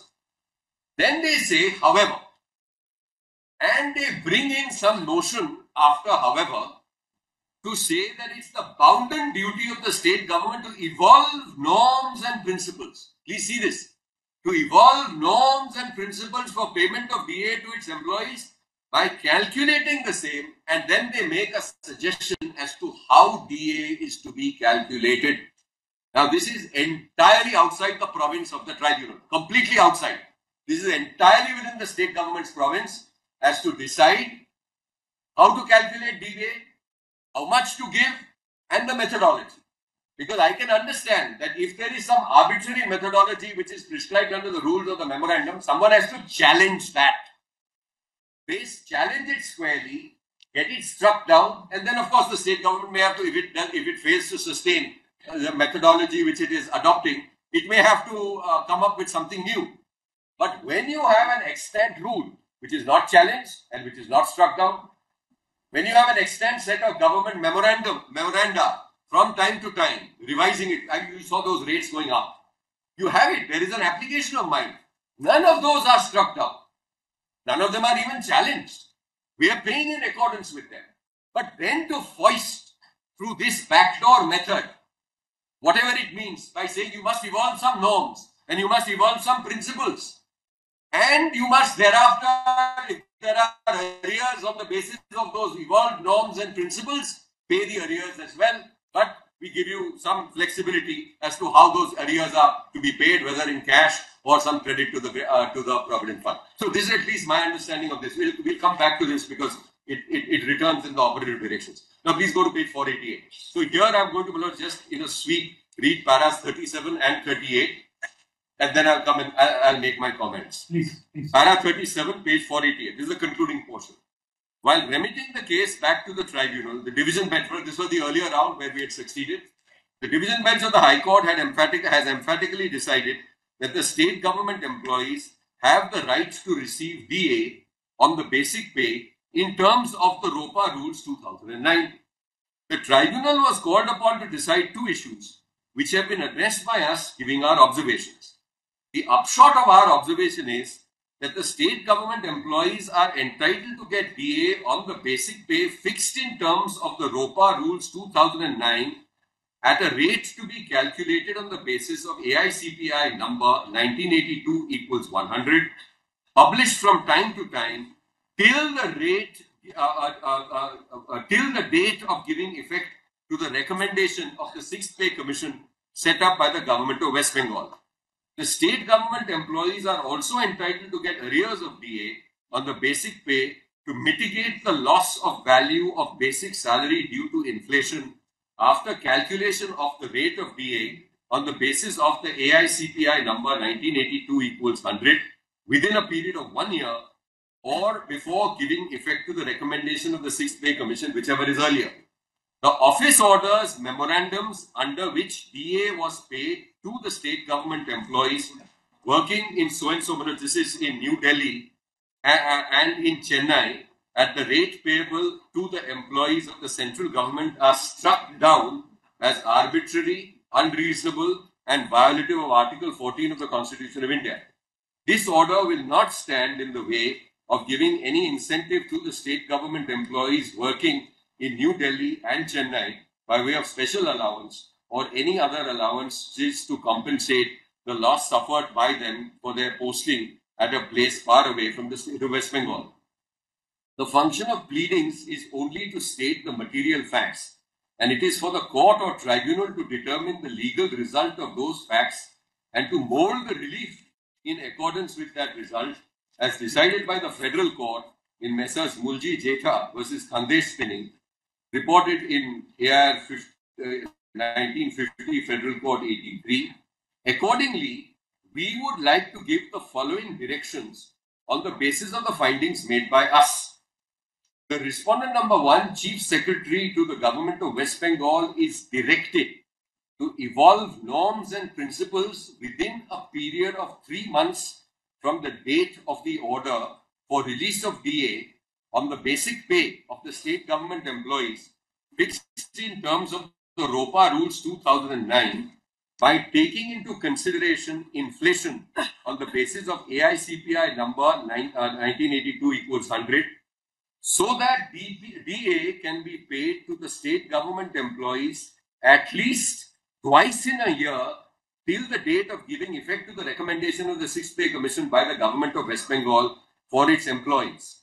The respondent number 1 is directed to implement the norms, principles evolved as per direction of the tribunal within a period of 6 months from the date of the order.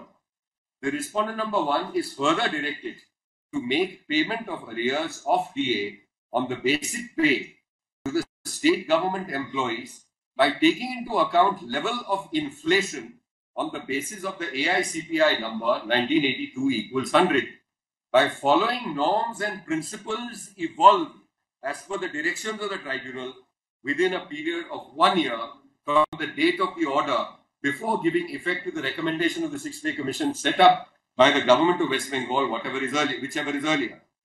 The respondent number 1 is at liberty to decide the mode and manner of payment of arrears of DA to the state government employees within the period of time fixed by us. The respondent number 1 is also directed not to give effect to any effect to the office orders and memorandums issued for payment of DA to the state government employees posted in New Delhi and Chennai at a rate payable to the employees of the central government by the respondent number 1 will not make any recovery for excess payment of salary to those state government employees. The respondent number 1 is at liberty to give incentive to the state government employees working in New Delhi and Chennai by payment of special allowance or any other allowances the state government may deem fit and proper. With the above directions, the original application stands disposed of. The urgent. Now, just please note, since your lordship has this, if you can just go to the 4th last line on page 489. Beginning, the respondent number 1 is also directed not to give effect. Your lordship has that? Yes, sir. Right. So that portion till the end of paragraph 38. End of paragraph 38. We are not challenging. We have accepted it. Right, wrong, good, bad. As far as those Delhi memorandums and Chennai memorandums are concerned. So that need not trouble this court. What we are really concerned about is the operative directions which your lordship will find beginning with about 7th line in para 38. The respondent number 1, Chief Secretary of the Government of West Bengal, is directed to evolve. Your lordship has that. From that until ending with the words employees within a period of time fixed by us. This is really the problem area as far as we are concerned. Now let me just make an effort to try and understand what the directions are. The directions, according to us, first and foremost, they do not, and this is very important, they do not upset the scheme under 2009 ROPA rules. That's the first point. They don't say this is bad, this is to be nothing. So the ROPA rules have full force and continue to have full force. Second, on our understanding, they do not disturb any of the memorandums issued pursuant to these ROPA rules either. I have told you, Lordship, the portion is concerned, neither are the rules struck down, nor are the memoranda even touched. However, they introduce three notions. The first notion which they introduce is, which your Lordship will find, an obligation to evolve norms and principles. Now, what are these norms and principles? I already have rules. I already have government more. So they introduce this notion is directed to evolve norms and principles. Then they seem to suggest, going through the rest of the thing, that that base figure which is provided in ROPA is also required to be shifted under these new norms, etc. And payments are then to be made twice a year until the Sixth Pay Commission, which is lies in the future, comes into force or whatever's earlier. So in short, this is an exercise without finding any fault with the existing regulations, directing legislation to take place because they want a new law for the purposes of bringing in parity. That's the long and short of it. Because you saw that they trace in that table, they hold that there can't be parity. But then through the back door, they introduce this direction and obligation to revise without finding any infirmity. So the obligation is not a public duty to pay under some rule which we have been deficient in doing. That's one thing. That look, you have this rule, you promised this DA, but you are failing in your public duty by not following up with your own norms and rules. That's one thing. No, that's not the direction. The direction is revise. Come up with something new and pursuant to that something new which they want to have in parity with the central government, they bring back exactly the requirement of the central government rule. So that is what we are really agreed by. Now, before I take your Lordships to the rules, can I just state one or two things? First is we are concerned with the period 1st April 2008 1st April till 31st December 2019. Beg your pardon? 1/4/2008 to 31/12/2019, which is the period covered by the West Bengal 5th Pay Commission and the ROPA rules of 2009.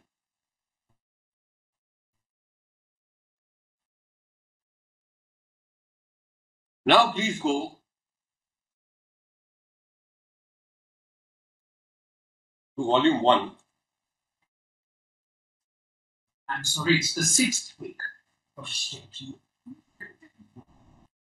So my understanding is, friends said 6th. My understanding is 5th Pay Commission, and 6th Pay Commission is the outer link, which is sometime in the future. So until that point of time, you please follow this regime. That's my understanding, but they may be correct. Now just have a look at page 124 of volume 1.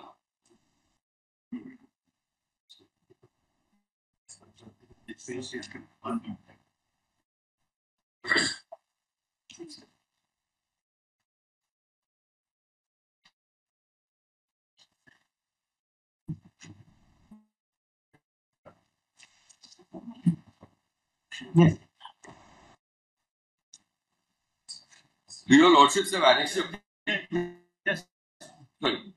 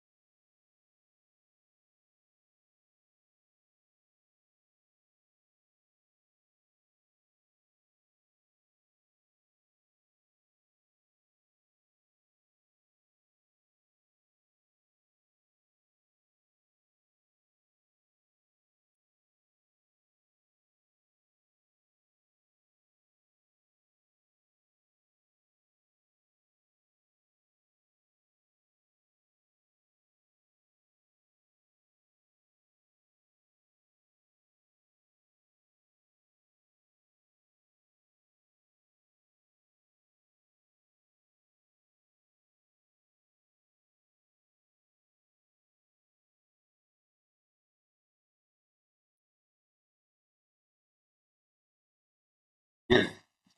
So, my lords, your lordships have page 124 of first one. Yes. So, this you will find is titled on page 124. West Bengal Services, ROPA, Division of Pay and Allowance Rules 2009. Your lordships have that? Yes. Now, before I place those rules, may I just invite attention to Article 309 of the Constitution, which is the source of power as far as these rules are concerned. ROPA is revision of pay and allowances rule. Yeah. Revision of pay and allowance, ROPA.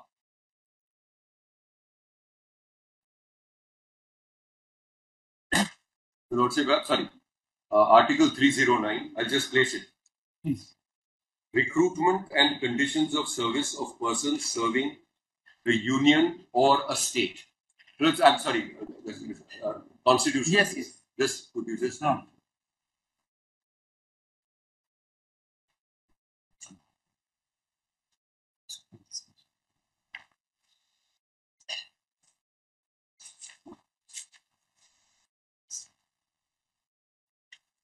Yes.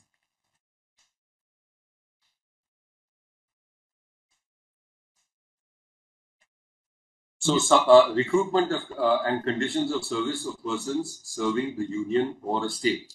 Subject to the provisions of this Constitution, acts of the appropriate legislature may regulate the recruitment and conditions of service of persons appointed.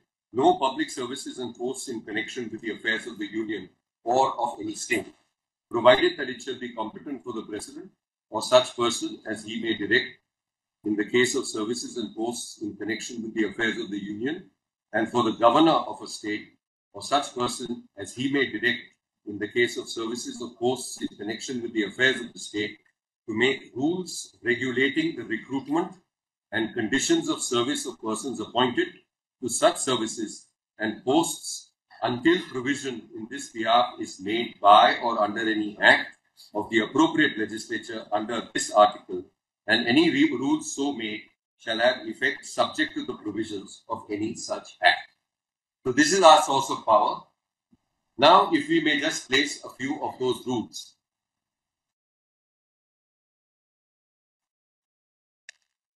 If your lordship goes to page 126. Yes. The opening words, in exercise of the power conferred by the proviso to Article 309 of the Constitution, the governor is pleased hereby to make the following rules. These rules may be called the West Bengal Services Revision of Pay and Allowance Rules 2009. They shall be deemed to have come into force on the first day of January 2006.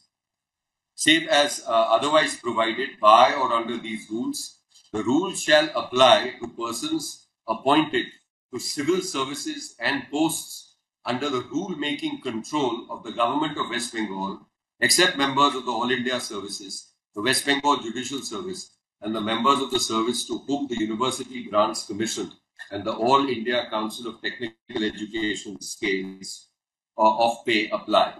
And then unless specifically extended under express order of the government, these rules shall not apply to so-and-so.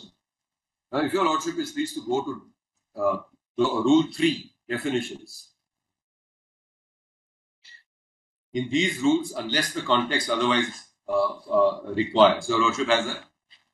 Now, please go to 3C. Now, below 3C, your lordship will find that there is a slight typing error because immediately below that is Roman 2. So may I just request you to change it to 1, 2, and 3 instead of 2, 3, and 4. Okay.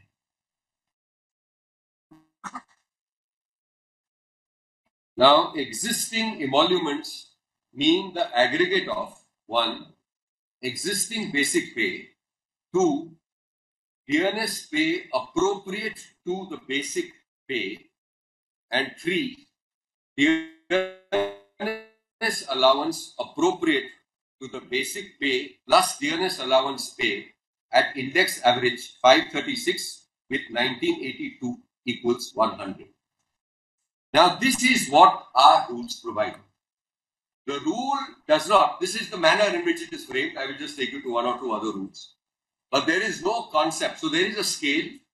It's specified the exact manner in which this particular DNS allowance is to be computed.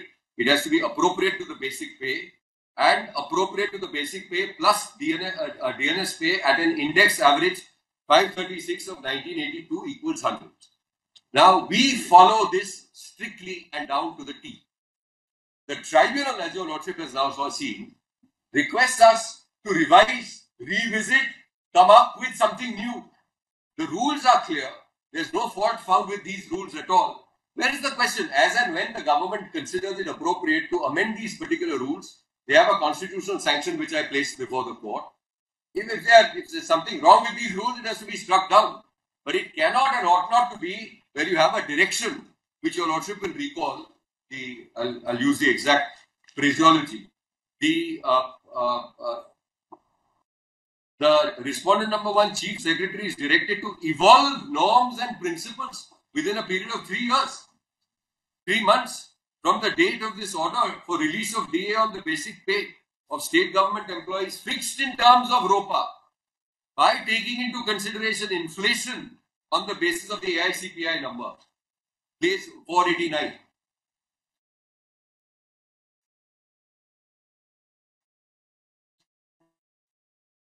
Yeah. What is your colleague's name? What is her Your lordship has page, just go to page 488, volume 2. What is her name? Mahima. Very vigilant. Thank you. Yes. We'll just go back for a moment. We keep this, we stick with the rule, but just go to page 488 for a moment. Yes, we have it.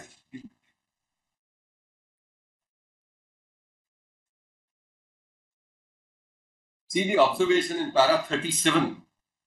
The upshot of our observations is, 5th line. The upshot of our observation is that the state government employees are entitled to get DA on the basic pay fixed in terms of ROPA rules 2009. Now this is the flourish. At a rate to be calculated on the basis of the AICPI number published from time to time till the date of giving effect to the 6th pay commission set up by the government of West India. So this is the problem, published from time to time till the date of giving effect to the recommendation. Where do they get this from? Published from time to time. So there's a continuous sliding scale according to and an obligation to keep amending the base.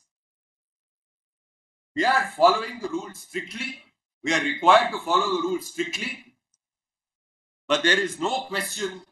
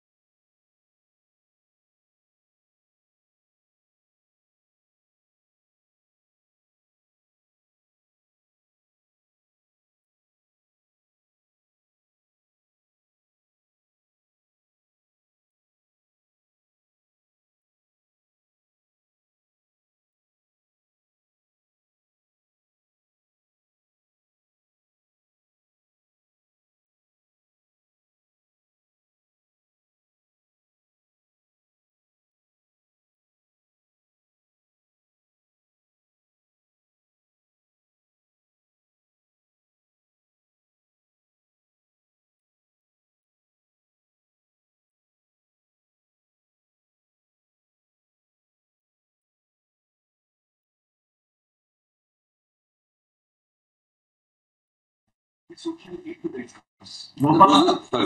the dates which I indicated to the court. 2008 to 2019. Yes, 1st April 2008 to 31st April 2019. If not AICPI, Yeah. what is the basis of your calculation? Sorry? What is the basis of your calculation? If not AICPI? It's exactly this. Tell us what is your basis of calculation of DA? Yes. From time to time. Yeah, it is, Manoj, as we take the base figure, if your lordship sees C, 3C, 3. Your lordship has 3C3. You have corrected 3C3, Manoj, at page 127. 127. ROPA rules. Yes. We have to follow our rules. Yes. No, 3C3. Yes, that's the base figure which is indexed and fixed. It only defines the DNS allowance and DNS pay and DNS allowance. Alright, so I'll just answer What's the question. the DNS allowance appropriate to the basic pay plus DNS pay at index average 536? Correct. So I'll just explain. And then we. And your percentage is fixed on this base. Correct. Absolutely right. That's what you say. Absolutely right. So I have the statutory base is prescribed under the rules. I follow the statutory base fixed under the rules, and thereafter I have memorandums, government orders and memorandums issued from time to time, which increase the percentage on this base. So we will see that. We'll see that how it works. That's how it progresses. But these are the rules. Now please see the expression existing emoluments. So there is a concept of the existing emoluments, and then there is a concept of DNS allowance, which is indexed on the basis of the existing allowance. Now see the existing emolument, very, very clear. Means the aggregate of existing basic pay, DNS pay appropriate to the basic pay, and DNS allowance appropriate to the basic pay, plus DNS pay at index average 536. 1982 equals 100. Where is this geo? Yes, so there is a series of geos which we will come to once I place the rules. But just to give you an example. When it was released so from at 2% for the first time. Yes. So after ROPA 2009. Yeah. Give us that geo. Yes, yes. So many of them are on record, so I'll just answer that. 1692 of 23rd February 2009. Give us that geo. Okay, so we just go to page 162. 162, same paper. I believe this is what your lordship is asking for. Yeah, so that we understand your basis of release of GA and the AICPI basis. Yeah, I'll just place. I think what the court is putting is very pertinent.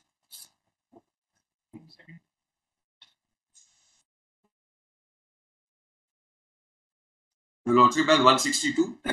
Yes. So just note this. This is one of the first one, 23rd February 2009. Sorry, yes, 23rd February 2009. May I place this before you, and then I'll come back to the rules. Yes. I'll go back to the rules. Yes.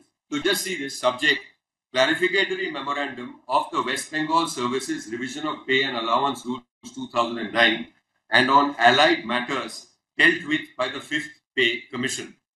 In Finance Resolution dated 28 August 2008.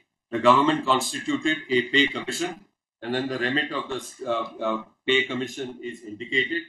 Para 2 deals with scale of pay, scales of pay.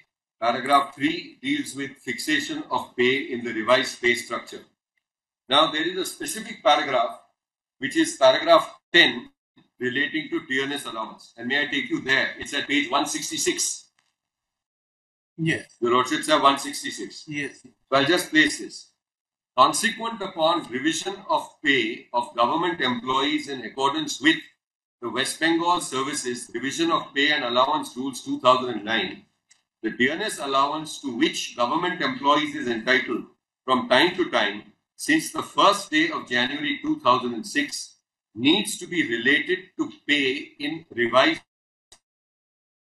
pay structure. Necessary government order in this regard has been issued with Finance Department memo dated 23rd February 2009. And that your lordship will find at page 168. Could I just take you 2 pages further?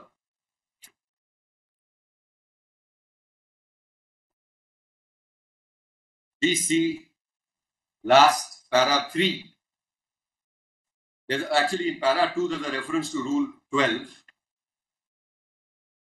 of the West Bengal Services Rules 2009 that no arrears of pay and allowance to which any government employee may be entitled in respect of the period so and so to so and so shall be paid to the government employee. The DNS allowance admissible to a government employee needs to be related to his pay in the revised pay structure with effect from 1st April 2008 only. Accordingly, the Governor is pleased to decide that the DNS allowance payable to government employees with effect from 1st April 2008 shall be as follows. So from 1st April to 31st May 2008, rate of DNS allowance per month on basic pay is 2%. Then for the next period, June to October, 6%. 1st November 2008 to 28th February 2009, 9%. 1st March to 31st March 2009, 12%. And 1st April 2009 onwards, 16%. On the basic pay, rate of DNS allowance per month on basic pay. Then overleave, the payment of DNS allowance under this order from the dates indicated above shall be made after, sorry. They were not getting any DNS pay at that time.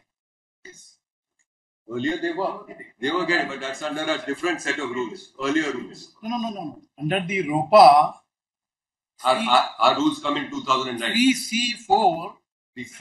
Actually, it's 3C3. Because I requested you to just make that correction. Okay, 3 or 4. Anyway, yeah, that's right. Let us 3C3. Yeah. DNS allowance appropriate to the basic pay plus DNS pay. Yeah. It is plus DNS pay. Yeah. Basic pay plus DNS pay. Yeah. At index average.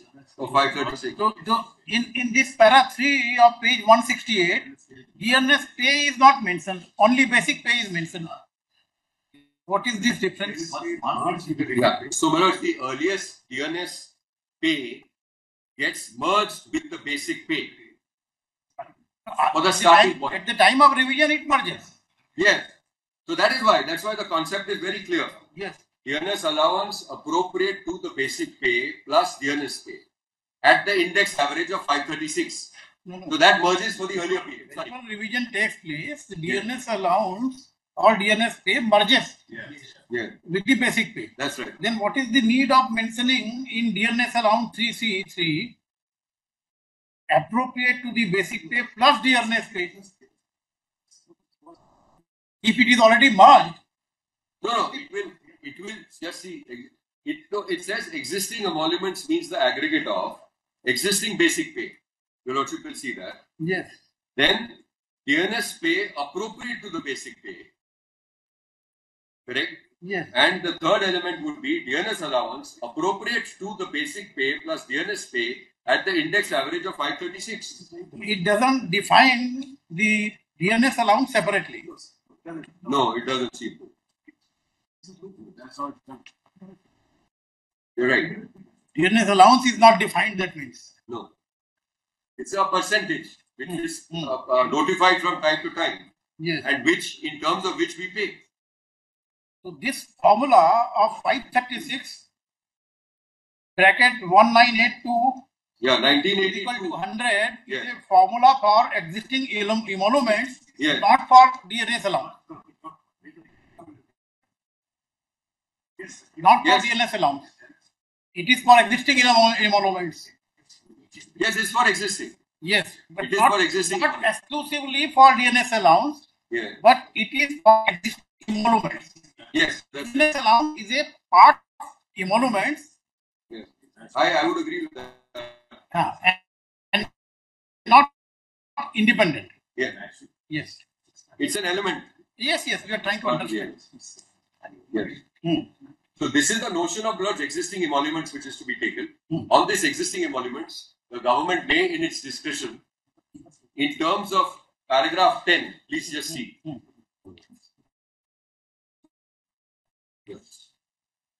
Is that 10 or? At page 166, which is what I had just placed before you. 162 at 166.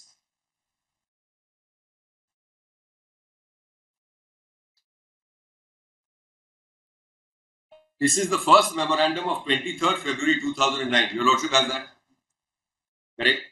So, it describes itself as a clarificatory memorandum on the West Bengal services, the 2009 rules, and on allied matters dealt with by the Fifth Pay Commission. Correct? It deals with a large number of issues, and we are concerned primarily with paragraph 10 at page 166.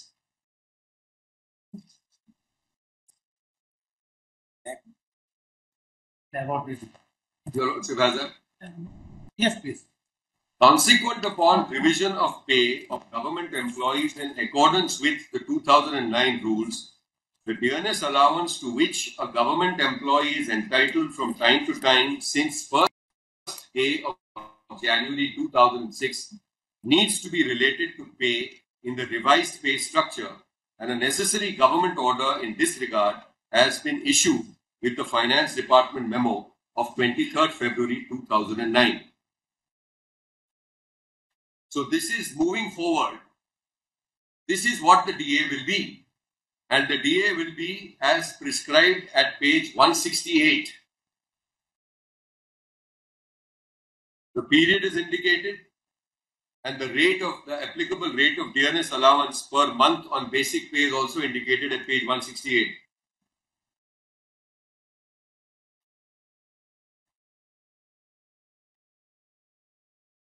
May I just complete this this document at page 168? Yes. So please go over to 169. Your Lordships have seen the rates. The payment of dearness allowance under the order from the dates under this order from the dates indicated above shall be made after adjusting the installments of dearness allowance already sanctioned and paid to the state government employees with effect from 1st April 2008, 1st June 2008, so and so, Vide order dated so and so, respectively.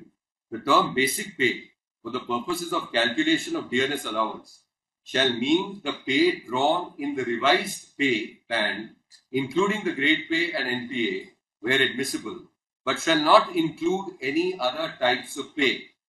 In the case of employees who do not opt for the revised structure as per the West Bengal Services Revision of Pay Allowance Rules 2009, the pay shall mean basic pay in the scales of pay as per the West Bengal Revision of Pay Allowances Rules 1993, plus dearness allowance as sanctioned by the state government employees with effect from 1st April 2007 in Finance Department so and so. The dearness allowance admissible in paragraph 4 of this memorandum shall be rounded off to the nearest rupee in each case. So this is a series of memorandums. And may I take you to page 170? 170. Yes. So the earlier one which we saw was 23rd February 2009. Now please see what happened on 9th December 2009. Grant of dearness allowance to the state government employees and further ad hoc increase. Your Lordship has that? Yeah. The governor is pleased to decide that the whole-time state government employees drawing basic pay up to so and so shall draw dearness allowance at the rate of 22% with effect from December 1, 2009. So the earlier figure, 16%. Yes. Now, that was in February, Yes. with effect from April 2009, has now gone upwards to 22% at page 170. Likewise, since we are on this, please go to page 172. Just mark the third line, 27%. 6th April 2010. And with effect from April 1, 2010.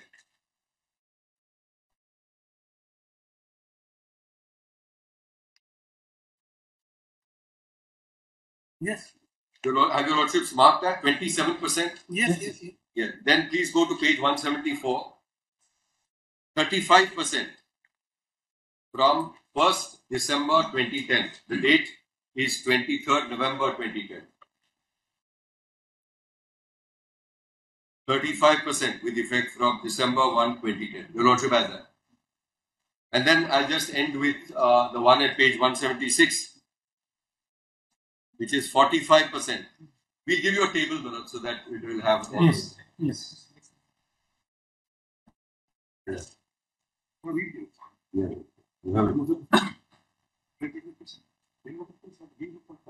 Just give response. Should we hand over a table just now to the court? We've got. Just ready, you do it, not. Yeah, we have it. Let's just give it to you. Give it to them.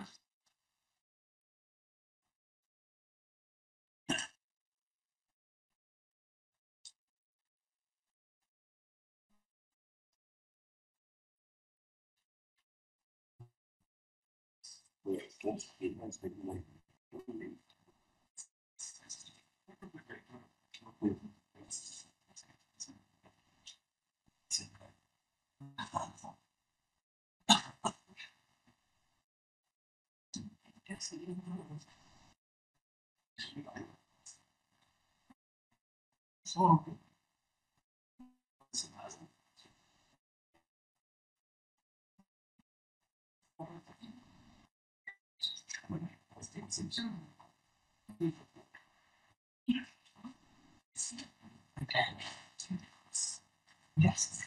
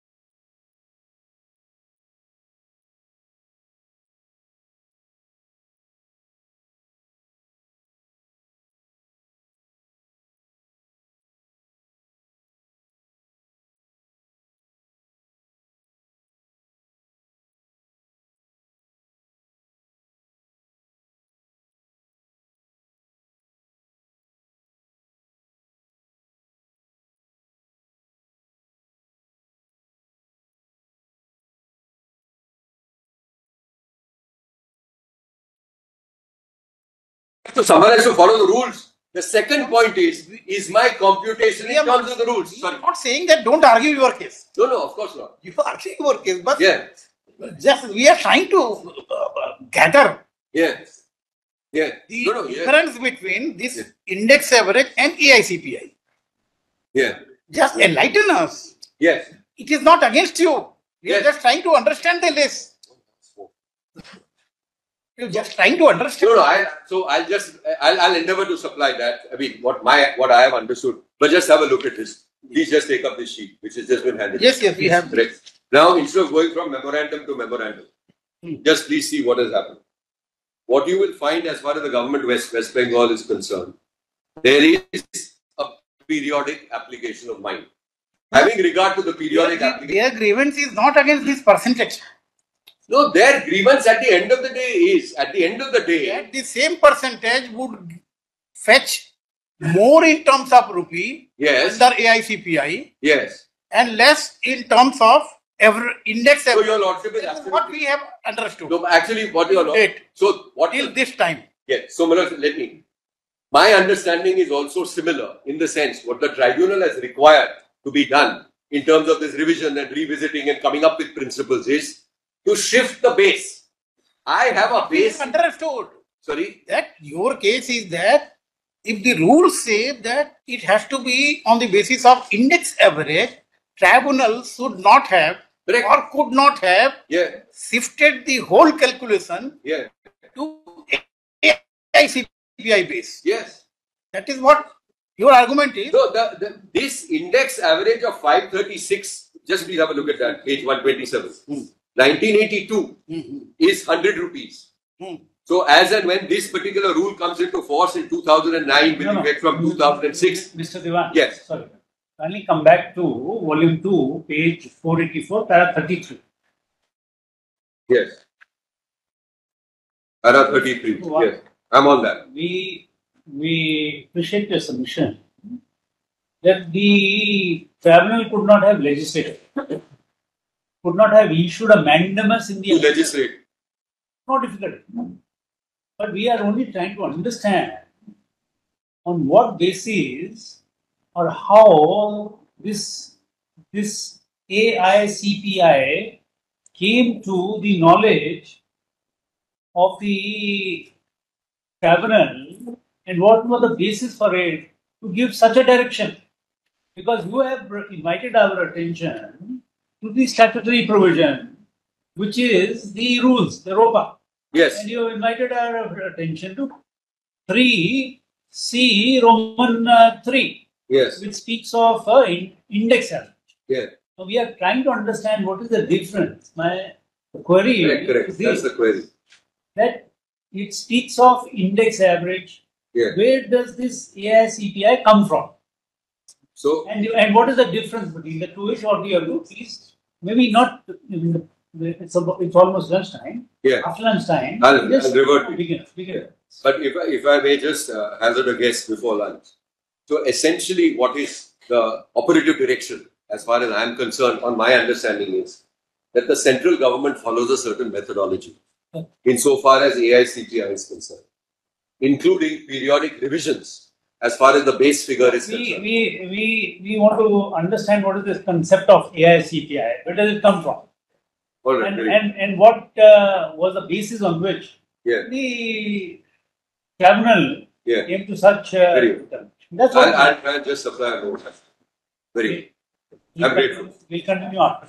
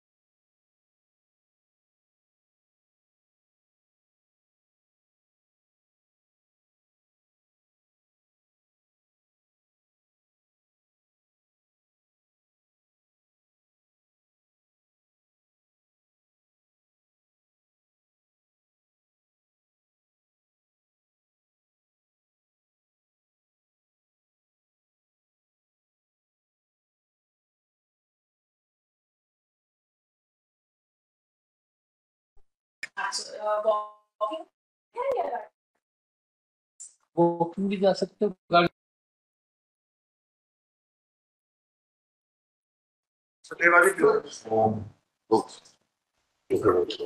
No difficulties. Please continue. No difficulties.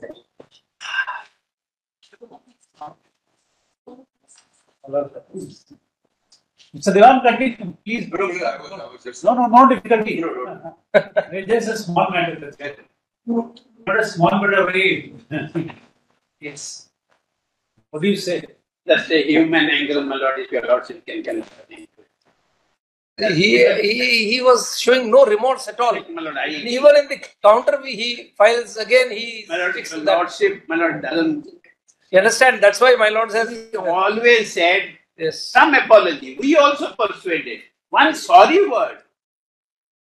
But I must tell your lordship, when he was taken to custody and produced before here and bail was granted, he has already undergone about 21 days. And then Lord, here now all this time. पहले की बात है undergone कर दीजिए.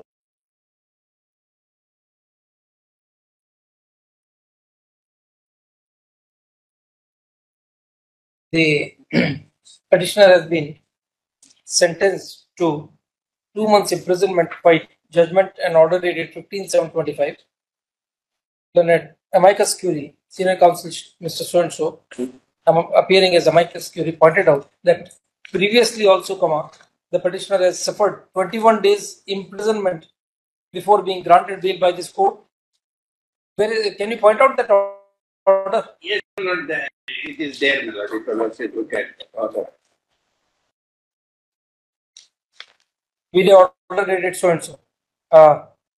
He thus office report praised that a lenient view may be taken and the sentence awarded to the respondent contemner may be reduced to the period already requested, that in view of the vexatious petition, vexatious matters which the contemner has been filing in this court, a restraint order may be passed to the effect that the contemner shall not be permitted to file any such fresh PIL in this court. Taking note of the submissions advanced by learned amicus curiae, we hereby reduce the sentence of 2 months simple imprisonment awarded to the contemner with the order dated 22/7/25 to the period already undergone by him. We further direct that no further public interest litigation petition filed by the respondent contemner shall be entertained in this court. We appreciate the assistance provided by learned amicus curiae to this court in these proceedings. Order to the jail concerned forthwith. Your lordship magnanimity can say. Much obliged, much obliged.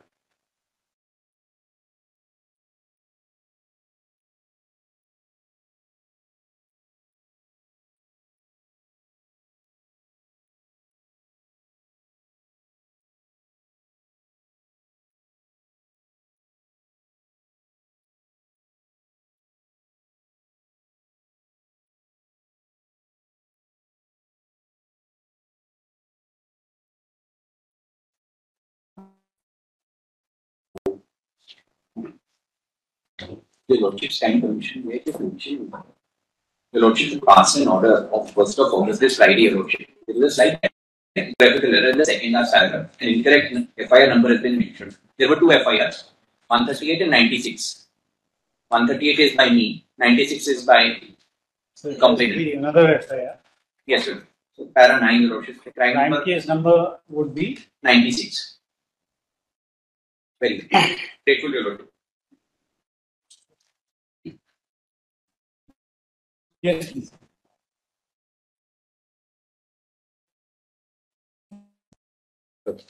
I just add in a note on the specific point.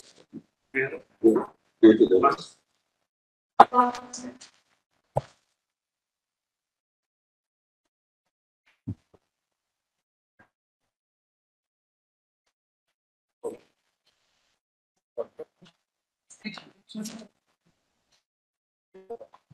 Yeah, there's the note. A copy is handed over. So we open by submitting that AICPI is an abbreviation for the All India Consumer Price Index. The index is published by the Labour Bureau, Shimla, which is under the Ministry of Labour and Employment, Government of India. The Labour Bureau revises the index average twice a year on 1st January and 1st June. The broad purpose of this index is to enable adjustments with respect to inflation. The expression 536 into brackets 1982 equals 100 signifies that an item that costs rupees 100 on 1st January 1982 would have an average cost of rupees 536 on 1st January 2006. Appended to this note is the AICPI index figures between 1997 and 2020. May I take you to that? So it's just appended, just page 3. Now let me just make an effort here.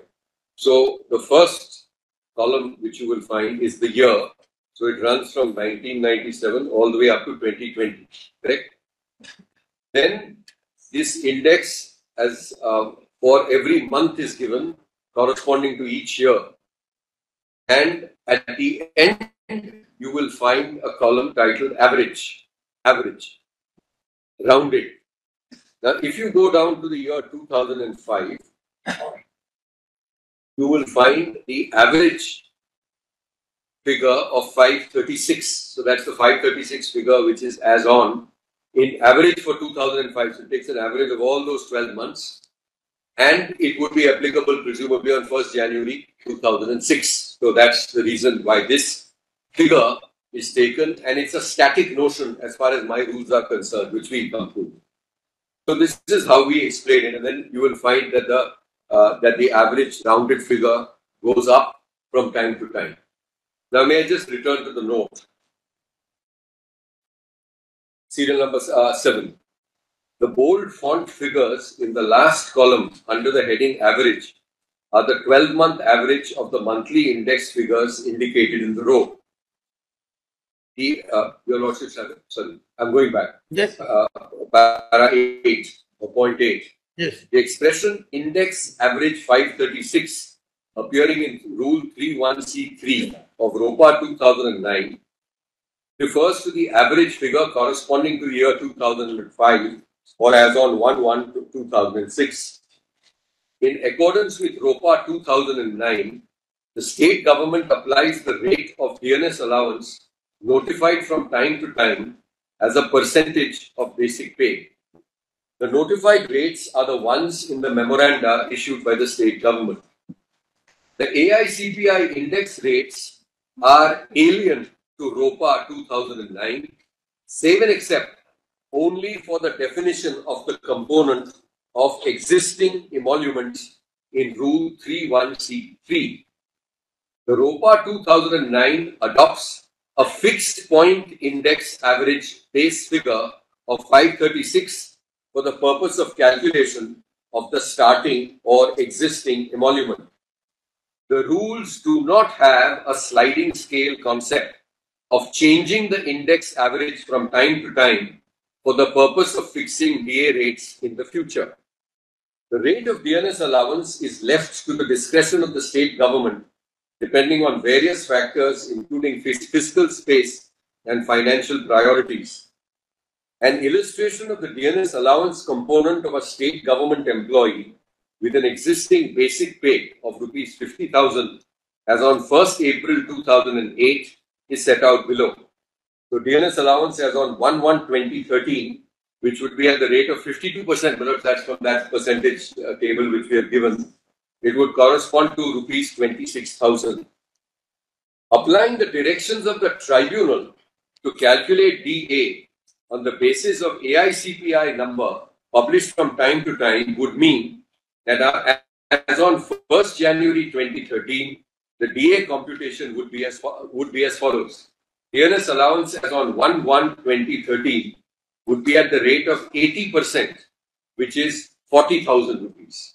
Now, this is if you depart from my static scale to a sliding scale as directed, because the tribunal has directed you have to revise. Let's just read on. The central government derives the sorry.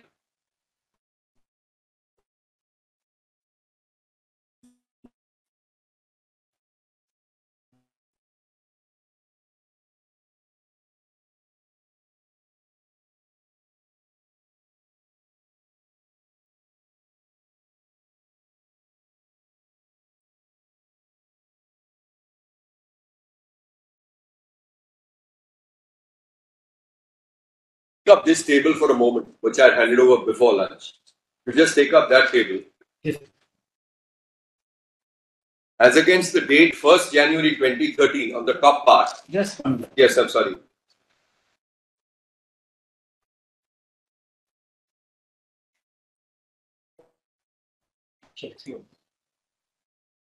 There are more for people.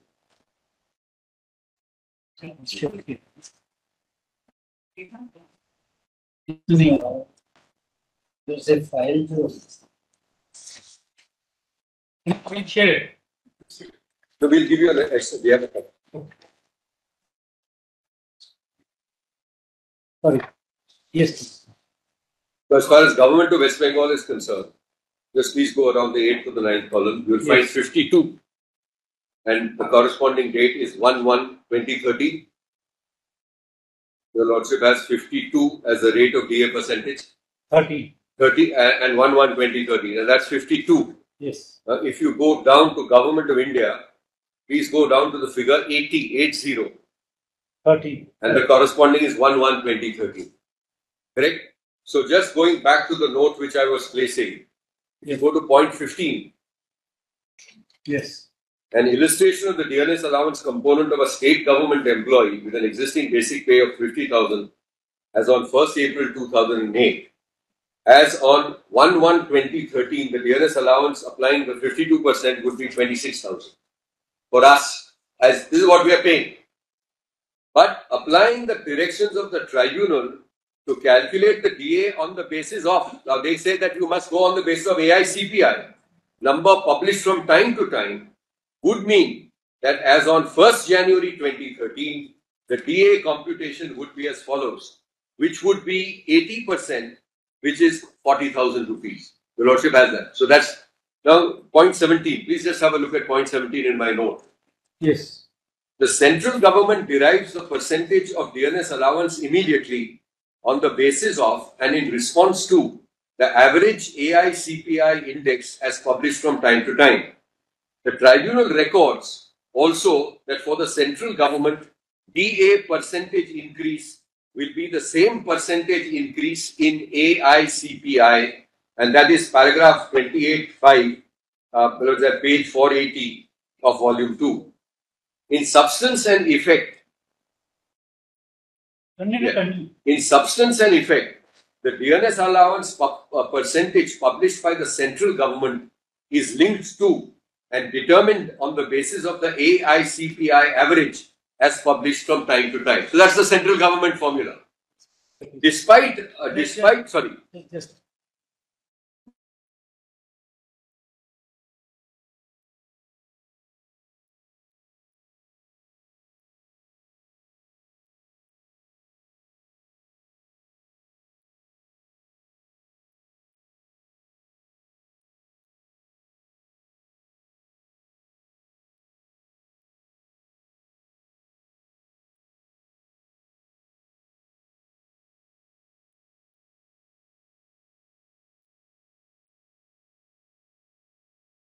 Certainly. First, for one is still on his legs. But how do we read? You take it that we have not read the June judgment. You take it that we have only read para 33 of the CAT judgment. How do we read this principle of ASPI into ROPA? Is something which you have to explain. Shall I write No, no. In any time. Just keep that in. Because that is one thing. See, primarily when we started, we were concerned about more of the constitutional aspect, that is 21. In all fairness, all of you said that 21 does not apply when it comes to DA. Now we are into the nitty-gritties of whether what is going to be the DA, percentage of DA. Now, more or less on that, to begin with, we were convinced that yes, the High Court perhaps is that. But having Mr. Devan having taken us only to this limited submission, we are putting it to you. Just keep that in. I can indicate the answer. There's no great secret at all, Lord, about what should be the, as my Lord Justice if you don't mind, please. asked, what is the list between the parties? Yes, of course. Lord, the list between the parties is, my friend says that what is the rule that is 3C3, according to him, it is a static, stratified, fossilized AICP index. Correct. According to us, my Lord, the word index itself means it is mobile with passage of time. That is all. Where do you get that from? From the rule itself and from the pay commission Lord, in fact, what is important is the Pay Commission, that is the West Bengal Pay Commission, actually said that you, the state government of West Bengal, from 1979, from times ago, have always kept in mind the AI-CPI index. But you, in fact, defrayed all these dearness allowance payments with considerable delay. But why don't you do one thing? Bring yourself up to date when you make the new ROPA in terms of our Commission's recommendations, and then be in line with AI-CPI. But on ROPA, yes. Whether the recommendations are binding or not, statutory or not, that's a different matter. Yes. But ROPA will not signifies that. Where can you just... Yes, straight away. That, in fact, that was the most critical question which my Lord Justice Mishra asked about the 3C. And that is not the heart of this matter. Please take the rule that we have it. Yes. Please take the clauses of 3C. Page 127 of... That's right. Please, sir. Please have a look at this. My Lord, existing emoluments means the aggregate of existing basic pay. That's the first. Correct. The second is dearness pay appropriate to the basic pay. So, my Lord, what happens is, when a revision of pay happens, there is a merger of the basic pay and the dearness allowance which existed as on the date. That is merged. And then we come to 3. 3 is important. Dearness allowance appropriate to the basic pay plus dearness pay. That is Roman 1 and Roman 2. What Roman 3 says is, how will you calculate DA? That is what was till now basic pay. You add the dearness allowance and merge it. So it is Roman 1 plus Roman 2.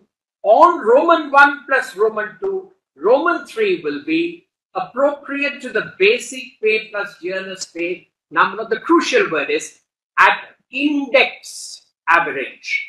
536 within brackets. 1982 is equal to 100. Average is defined there. Index average. It is not left open. No, it is not left open. That is the point. If it is index average, when you use the word index, it itself suggests that there will be a mobility because the factor is given within the parentheses. Now, what your lordship sees 536 within brackets, 1982 is equal to 100, shows that 1982 is equal to 100 was updated in the year 2005, which is 536. So, my lord, it falls and follows the index. So, now what my friend, and my lord, very astutely, if I may say so, because it's not really reflected in the judgments, is about this. Well, the point which was argued was, you have no rights, you have no rights. But this is a very astute point. Namely, it is stratified. That is, it is frozen in ROPA. And after that date, the index cannot move. Well, that's the contention. According to us, well, the very word index suggests mobility. And that is how this whole India consumer price, and in fact, not in that 2-page note which my learned Mr. Divan gave, please see item 11. That is enough for me, Lord. Item para 11 of this 2-page note. Please see para 11. The AI-CPI index rates are alien to the ROPA 2009. Now, we'll not see the next few words. Say and except only for the definition of a component of existing emoluments in 3.1c3. So, Malon, AI-CPI is not alien for 3.1c3. And AI-CPI, Malon, index. The word index is most vital, Malon. Index means it is a discoverable value from time to time. Space, that is the base.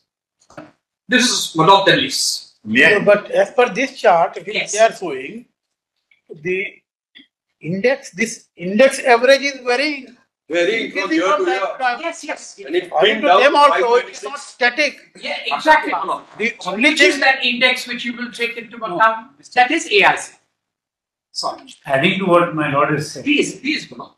See, 536 as per this chart is the value, average value. 2005. 2005. ROPA comes into picture. It comes in, well, I'll take it. I'm grateful. Let me explain this. Well, that figure of 536, that is 1982 is equal to 100, is for the year 2005 because, well, the Central Pay Commission revised the pay with effect from from 2006. 1st of January 2006. That is why this 536 becomes relevant. What the West Bengal Pay Commission said is, follow that same index because you have followed it from 79, and as on the date of the application of the rules, they said it will be linked to AICPI. And our rules came later, that is because the Pay Commission was set up later. That's the State Pay Commission. But really the crux is whether it is index. So whether it is static or not, that is the real. That is the new point, this novel point. This 536 was arrived on the basis of AICPI. AICPI. That is the point. The 536 is AICPI. AICPI as on 1/1/2000. Just a minute.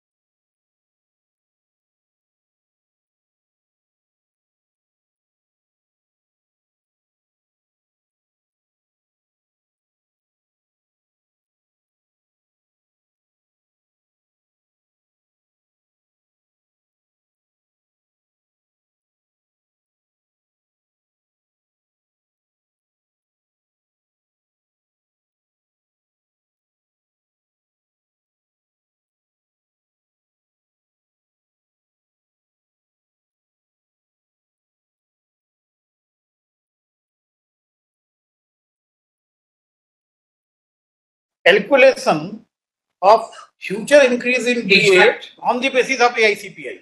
Precisely. In fact, according to us, it's embedded. In fact, that indication of the figure 536 within brackets 1982 is equal to 100 clearly shows that the index of 1982 was being updated up to 1st of January 2006. So, the principle is that if you go by that indexation, then naturally, as and when this discovery of AICPI is done by the Bureau of Labour, that's the Labour Ministry, with the Ministry of Consumer Affairs, that is they've taken all India weighted average of what is called basket of goods and services, where there is an increase. And it is that inflation. From ROPA? Yes. Can we make out anywhere from ROPA? Anywhere else in ROPA? Yes, I can show from the evidence in ROPA itself. No, what we are saying. Yes. Reading of ROPA. Yes. Somewhere, anywhere else other than to see. So these two words are crucial. The use. Just one. We will allow each one of you. What I told you. We are trying to understand. We are not finished. We are not concluded. He still is on his legs. As and when some queries come to us, there are two ways of proceeding. Either we keep quiet, hear them, hear you, and then responding in that. As and when doubts would come to our mind, we would pose queries. So very good, Manoj. I'm only responding to that. Just one. And if we keep quiet, there will be some constitutional interjection in between. So the doubt has come in our mind as to whether this is static or not. So one has used the word static. Now, how do we say it is not static? Because the figure is given there. From ROPA, can we make out that yes, it is not static? Is what we are asking. Not from the definition clause. Very well, my lord. Would your lordship kindly see Roman 3 with me? We've seen. Dearness allowance. Can your lordship kindly see the next word? Appropriate to the basic law. Appropriate. Now, what does the word appropriate mean? Appropriate to the basic pay plus dearness pay, that is Roman 1 plus Roman 2, at index average 536, 1982 is equal to 100. So, my lord, it says that dearness allowance will be calculated on the basis of this index average. It is not indexation. And indexation, my lord, is always a mobile figure based on the realities. And that is at index average. And the two words, index average. It could have said index average as on today, which is.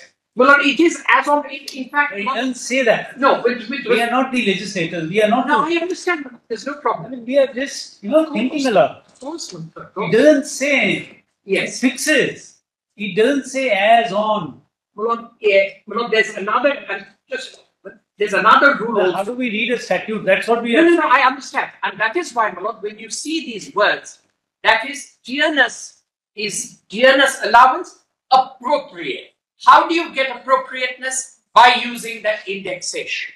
That indexation, my lord, in the very nature of things, is mobile. That is the point. That index, the word index itself means mobility. Other than this, there are two other places in these set of rules where you will find. Please, can you yes, please. If your lordships will kindly if you don't mind, just please just see, my lord, for a moment. If your lordships will be good enough to see rule 7. Fixation. We've seen this. Yes, rule 7. Fixation of pay in the revised pay structure. The initial pay of a government so and so will be governed and formed from first day shall unless so and so otherwise be fixed separately in respect of his substantive pay and so on. And then your lordships will find, if you come to the proviso note, the one above note 1. Yes. Provided the pre-revised dearness allowance appropriate to the existing non-practicing allowance admissible at index average of 536, 1982 is equal to 100 shall be added while fixing the pay in the revised pay band and the amount of non-practicing allowance at the rate so and so. So, my lord, as on the date of revision of pay, you actually employ this formula of indexation. That is to Roman 1 plus Roman 2, you add this index formula. But that index formula means that as and when it changes from 536 and it goes elsewhere in that sliding scale which was shown, then my lord, it adjusts itself.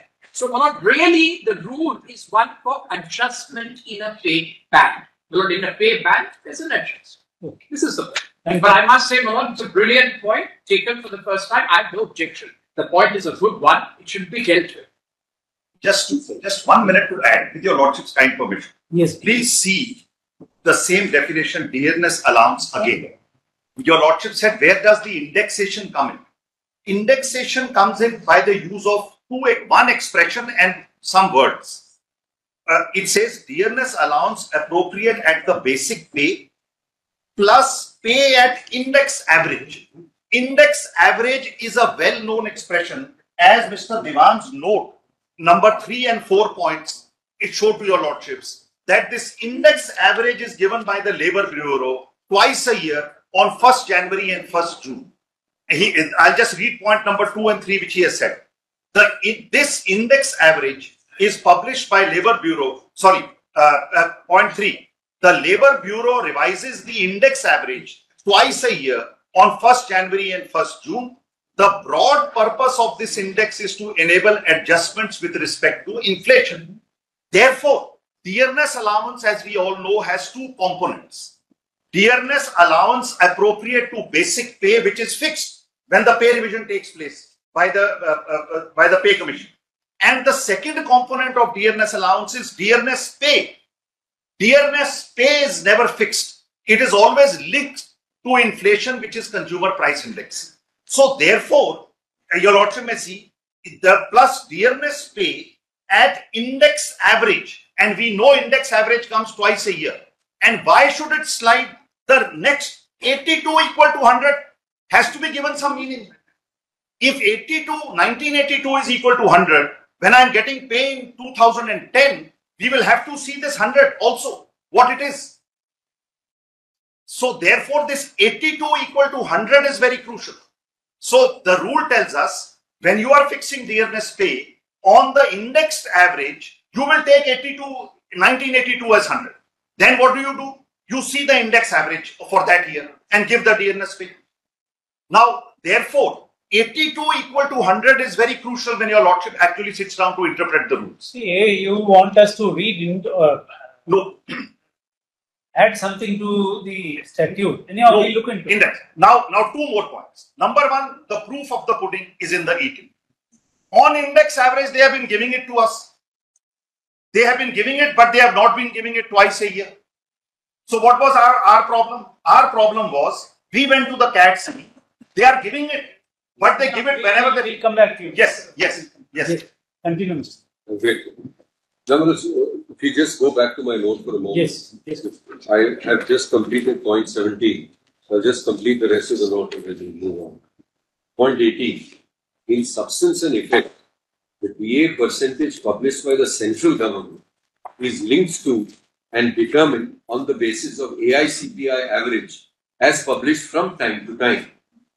Despite holding that there is no vested right in the state government employees for DA parity with the central government, the tribunal has brought about this parity by insisting that the state government, contrary to its own rules, adopts the methodology of the central government. The device employed by the tribunal is to make an express reference to AICPI and for DA to be revised on the basis of the AICPI number published from time to time, a notion absent in the 2009 rules. In effect, the tribunal has required a departure from the rules, amendment of the rules, by converting a static figure into a dynamic index average for the purpose of arriving at the revised dearness allowance rates. Now, this is, I just wanted to just put it court so that we are trying to respond to the court's queries. Now, Lord, just keep this note with you. And please go back to the ROPA rules, which your lordships will find at page 124, and we were on page 127 of the paper book, first paper book. Now, I want to just make a few comments on the definition of existing emoluments. That's where the notion of DA comes in. So please notice the expression first in Roman 3, dearness allowance appropriate to the basic pay plus dearness pay. Now it uses the words at index average 536. So there is no sliding scale. It fixes it at index average 536. Now the bracketed portion 1982 equals 100 refers to the 1982 series. The 1982 series proceeds on the basis that what was costing 100 rupees in 1982 is to be indexed upwards on an average basis. So the rules are very clear. The rules don't take a sliding scale. Otherwise, it would have said the index average from time to time. Simple under the AI. So you will find there is no reference to the AICPI moving index at all. One. It specifically refers to the number 536. The 536 figure is indicated at with the expression at, so it's a fixed figure, it's a static firm figure, and on the basis of this figure, of course, we keep enhancing the percentage, which we find is required or which is within our capacity, etc. This is the only way, in my respectful submission, this particular rule can be read. It abjures, it stays away from a sliding scale concept, it adopts a static concept, but the static concept is also built in along with the static concept is what your lordship saw the memorandum which was issued and which we referred to at page 162, the 23rd February 2009 memorandum. Paragraph 10.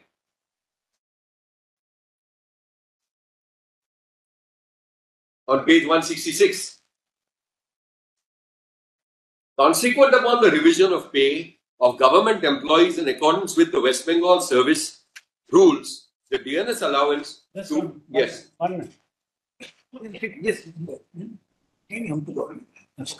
Yes. Yes. The Lordship has that DNS allowance. Yes, we are. These are the modalities. And it says necessary government order in this regard has been issued with the Finance Department memo way back in 2009. And we've set out the 2009 memo at page 168. And the subsequent ones. So for all these years, this is how, this is an understanding, it's a plain language understanding. There is absolutely no question of importing words. I can understand somebody saying that, look, this is an arbitrary manner of defining the concept. Then you strike it down. But you can't say there is no right to parity. And then you introduce parity by some fancy footwork by saying that no, please revise, please revisit, keep going back and forth. That I don't believe is a correct concept at all. And so, my Lord, your Lordship will see in our respectful submission, it does not leave any matter open in terms of a moving index. It fixes it because the composite expression is index average 536. Index average 536. None of the other figures are taken. So this is, my Lord, the foundational and the plain language manner of reading it. Now, may I just complete this particular rule because I was just on the rule. There's not very much that I want to indicate. Mr. Subramaniam has also read page 130. Page 130 in the proviso. Here again, the expression is at index average of 536. At index average of 536. It doesn't provide for any dynamic concept over here at all. And then your Lordship may just have a look. This is just a point of information. Clause 12 of Rule 12 at page 134. Areas. Yeah, but I mean, just a point of information. There's no dispute on this. But notwithstanding anything contained elsewhere in these rules or in any of the rules for the time being enforced, no arrears or pay to which the government employee may be entitled in respect to the period 1st January 2006 to 31st day of March 2008 shall be paid by the to the government employee. And sorry, yes. So that's where we are. Now, may I? Yeah. Now just go back for a moment to that note and the appendix to the page which we have attached to the note. That's page 3. Your Lordship should have seen from the 2009 rules that it's benchmarked to 1st January 2006. So that is the rational basis for picking 536. It's specified. Otherwise, the rule might have been challenged by somebody saying, where do you get this figure from, or what's the foundation for DA? So we've pegged it to this figure of 536. It eschews and doesn't adopt any of the subsequent figures at all. And therefore, my lords, the rules ought to be given full play. This is our submission. Now, my lords, may I just request you to take up what we handed over in the morning, which was the compilation of judgments. Yes.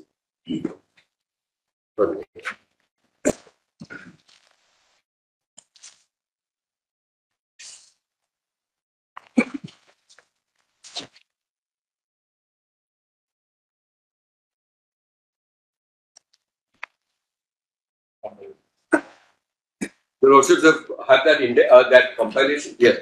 So, my lord, may I just first place before you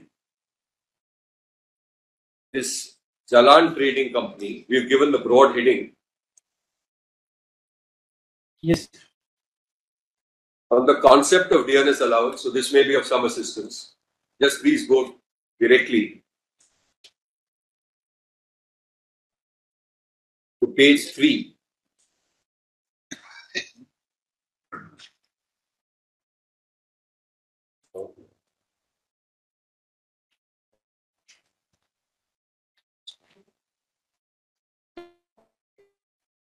Yes. So, my lord, the judgment, your lordship, begins at page 3. Your lordship has that, Justice Shah's judgment. During the pendency before the industrial court, Your Lordship, has that. May I take you over to page 4? Just one. Yes, sorry. Yes. Yes. A synopsis of the development in the industrial law which led to the enactment of the Payment of Bonus Act will facilitate appreciation of the questions argued at the bar.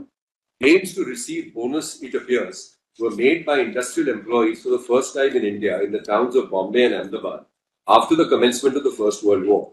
When, as a result of inflationary trends, there arose considerable disparity between the living wage and the contractual remuneration earned by workmen in the textile industry. The employers paid to the workmen increase in wages initially called war bonus and later called special allowance. A committee appointed by the government of Bombay in 1922 to consider inter alia the nature and basis of these bonus payments reported that the workmen had a just claim against the employers to receive bonus, but the claim was not customary, legal or equitable. During the Second World War, the employers in the textile industry granted cash bonus equivalent to a fraction of the actual wages, not including dearness allowance. But even this was a voluntary payment made with a view to keep labour contented. So this is perhaps a certain background as far as these bonuses and the history of those bonuses are concerned. Yes. Now please go to, I would just take your lordships straight away.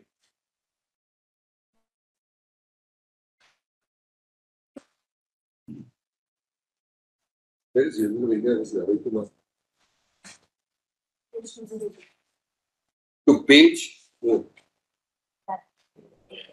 yes, sorry. It's page, serial number 11, which is 202.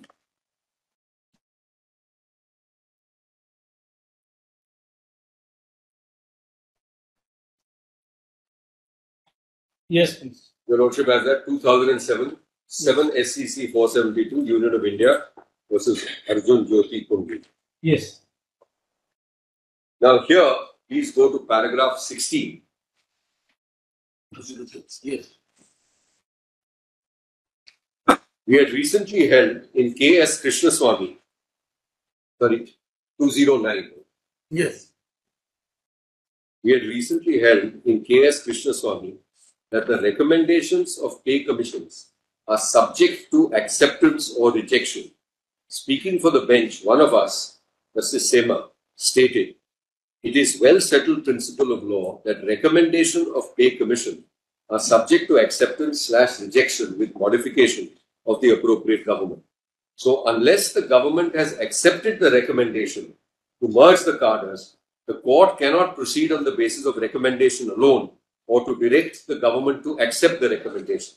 In this context, we have to take note of the decisions of this court in State of West Bengal versus Dev Kumar Mukherjee that the recommendation on pay scales are not open to judicial review, and the one in State of UP versus Ministerial Karmachari Sangh to the effect that the evaluation of typists for the purposes of pay scales must be left to the expert body. The role of the pay commission and that of the court has been dealt with in the decision of this court in Saurabh Chowdhury and MP Rural Agricultural Extension Officers Association. In the latter decision, it was held that by this court that pay commissions are constituted for evaluating duties and functions of the employees and the nature thereof vis-a-vis the educational qualifications therefore. Although the pay commission is an expert body, the state in its wisdom and in furtherance of its valid policy may or may not accept its recommendations. So the pay commission recommendations are not binding as far as the state government is concerned. It may accept them, it may in certain situations accept them partially, and then in others reject the app. Now please have a look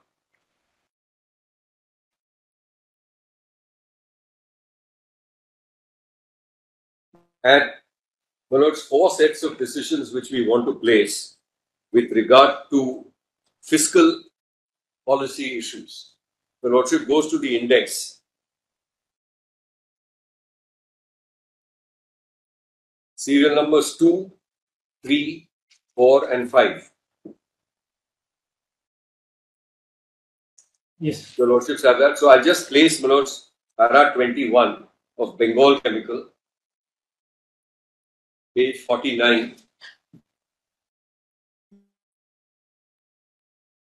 is where it begins.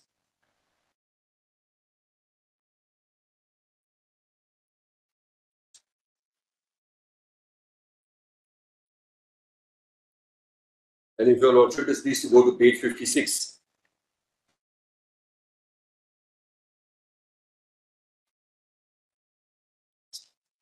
In Kamani Metals and Alloys versus Workmen, it has been noted that 100% neutralization is not advisable as it will lead to inflation, and therefore DNS allowance is often a little less than 100% neutralization.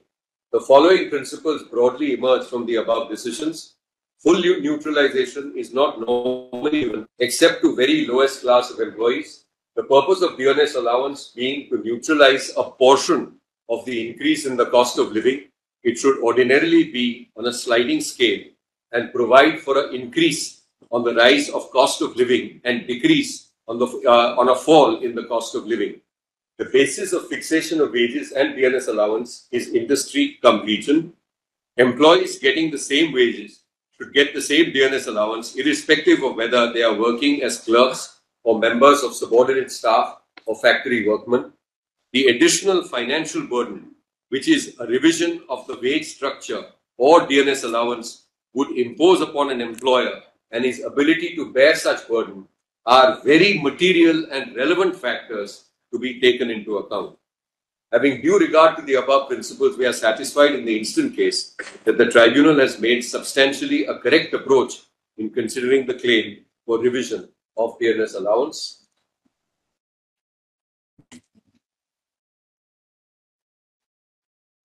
Now, please have a look at the second decision, which is State of Haryana, page 65 at 71.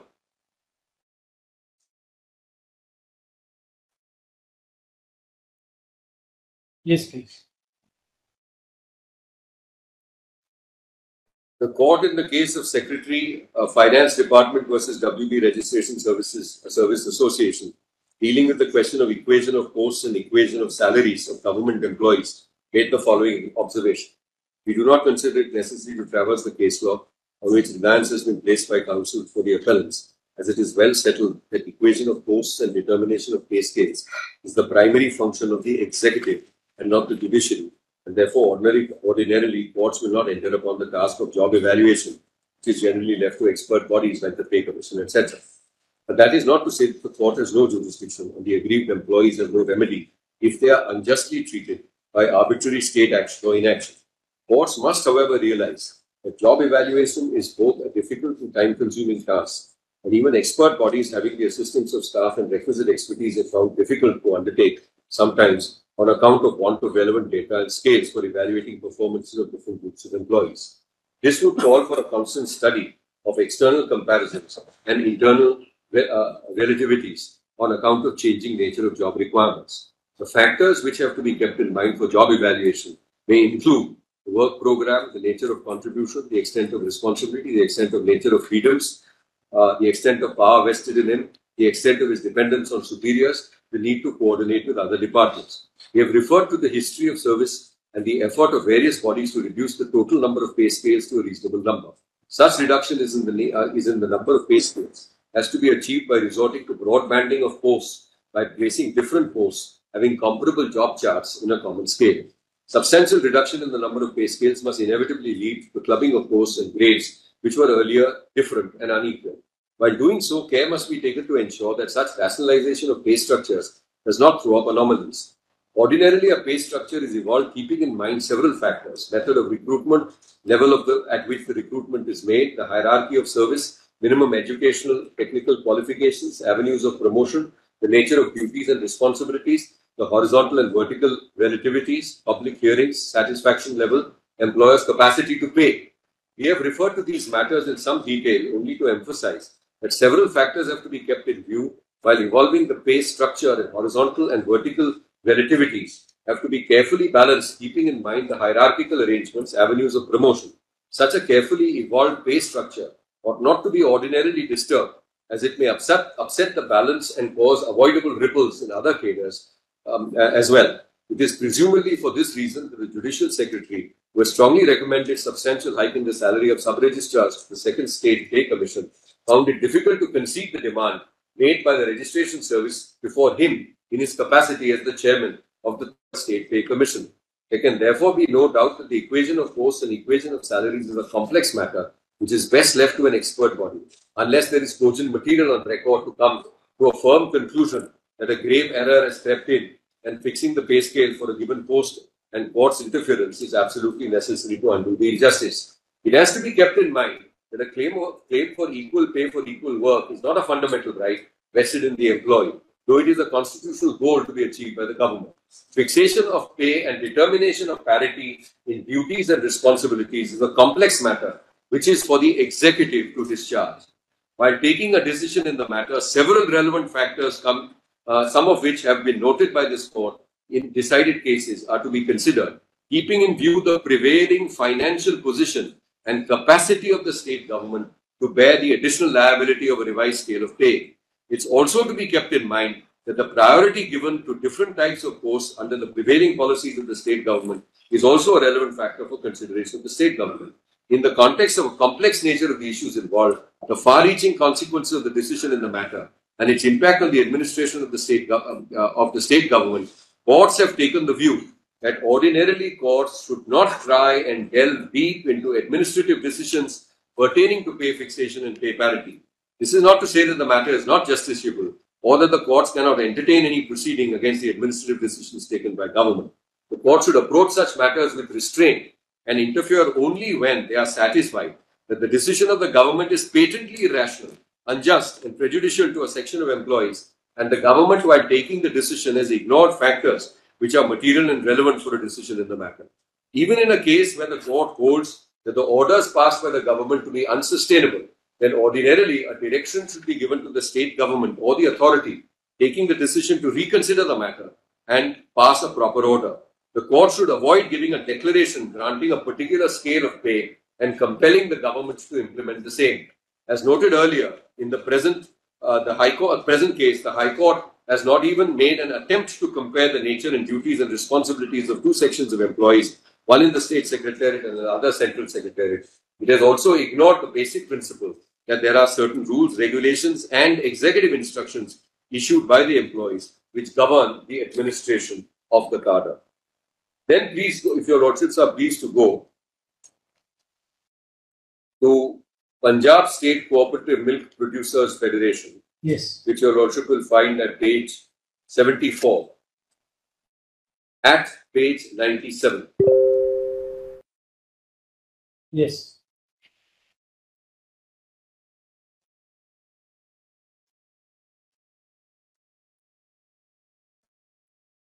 Foot of the page. Yes. In K.T. Veerappa, the court upheld the principle that fixation of pay and parity in duties is the function of the executive, and financial capacity of the government is also a relevant factor to be considered, though in fact it was held that the employees of the university were entitled to a revision of pay at par with employees of the state. It was held as under. He next contended that the fixation of pay and parity in duties, the function of the executive and financial capacity of the government, and priority given to different types of posts under the prevailing policies of the government are also relevant factors. In support of the contentions, he has placed reliance on so-and-so. However, it is also equally well settled that the court should interfere with administrative decisions pertaining to pay fixation and pay parity when they find such decisions to be unreasonable, unjust, and prejudicial to a section of employees and taken in ignorance of material and relevant factors. In the present case, it is contended that the Federation is a statutory cooperative society. The state government communicated on 1st March 1990 and 9th July 1993 the pay scales as applicable to the Punjab government employees is not to be adopted by the public sector undertakings without taking into consideration the financial health of other statutory bodies and corporations. The Federation has thus taken a conscious and concerted decision to not follow the report of the Anomaly Committee of the state government to grant revised pay scale from 1st January 1986 in view of the precarious financial condition. Moreover, financial assistance had to be availed by the Federation from the state government as well as the National Dairy Development Board. Then please have a look at, then after that, Tata Cellular, etc. Yes. Please go directly.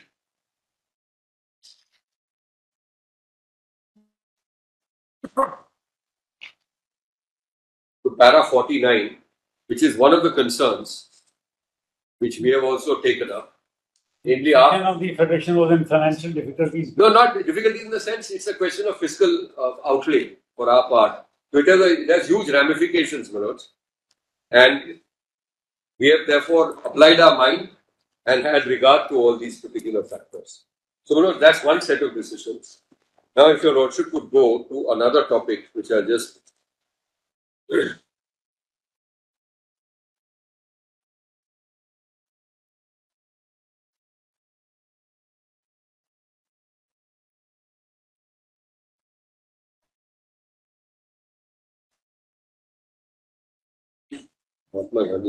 Yes. Yes. Yes. Manoj, please see the decision at serial number 8. Mahatma Gandhi Mission versus Bharatiya Kamgar Sena. That is about begins at page 148. Central government and state government here did not be similar. Yes.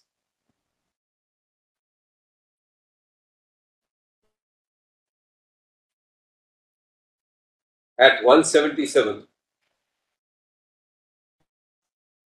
paragraph 62.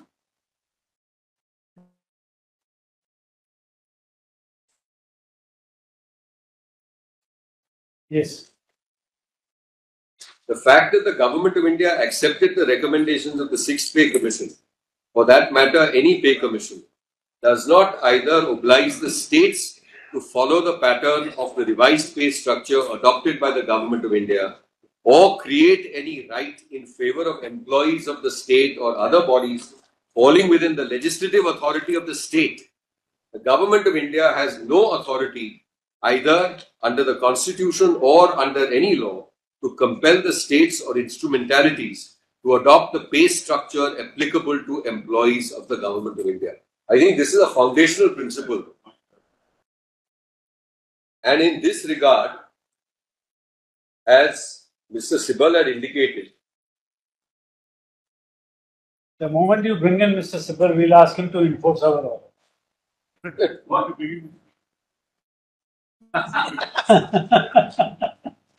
No, we had actually done some.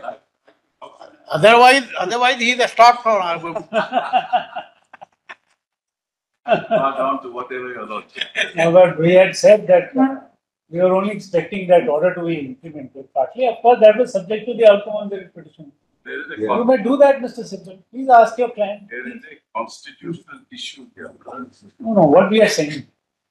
So that is also a constitutional issue. No. The point is, the 13 states. Implementation of the interim order is a constitutional issue. 25%. Of what, Manoj? There is no calculation. There is no calculation. So you have to do the calculation. Well, how can I do it? I have to devise a policy. Then I have to devise a framework. You may fix any amount and give it. You may say this is lump sum amount, but give it. That means this subject to the outcome. See, they are not running away. No, we are also not running away. They have to be fed. No, I am not disputing that. No, That's not. See, it's a question of. I am not. So they have served you. They are your people. They have served you. They are your people. So give something. There is no dispute on that. Please do that. What you are saying? You may give any amount. You may give X amount, but give it. That's what we are saying. Please do that. Please persuade your clients to do that. And this is all subject to the outcome. Yes, Mr. So, Manoj, I have also just, if you see my index of authorities, yes, I'm not reading it because it's already quoted portion is read. Yes. But you recall that this Kamani Metals and Alloys at serial number 12, AIR 67, Supreme Court 1175. I read that quoted judgment, Manoj, from Bengal. Correct? So, which said that 100% neutralization of inflation may not be advisable in some circumstances. If somebody is doing it, I don't have it. but it's another government. Yes, Now, as a point of information, the other judgment which we have placed on the same topic, your Lordship may just know, is Tamil Nadu. Yes, Tamil Nadu Electricity Board, which is at serial number 10. This is also to the similar effect. Yes. Similar effect. Rates may differ. So, would your Lords, may I just take your Lordships to it? It's at page 189. And you may go directly to page 197.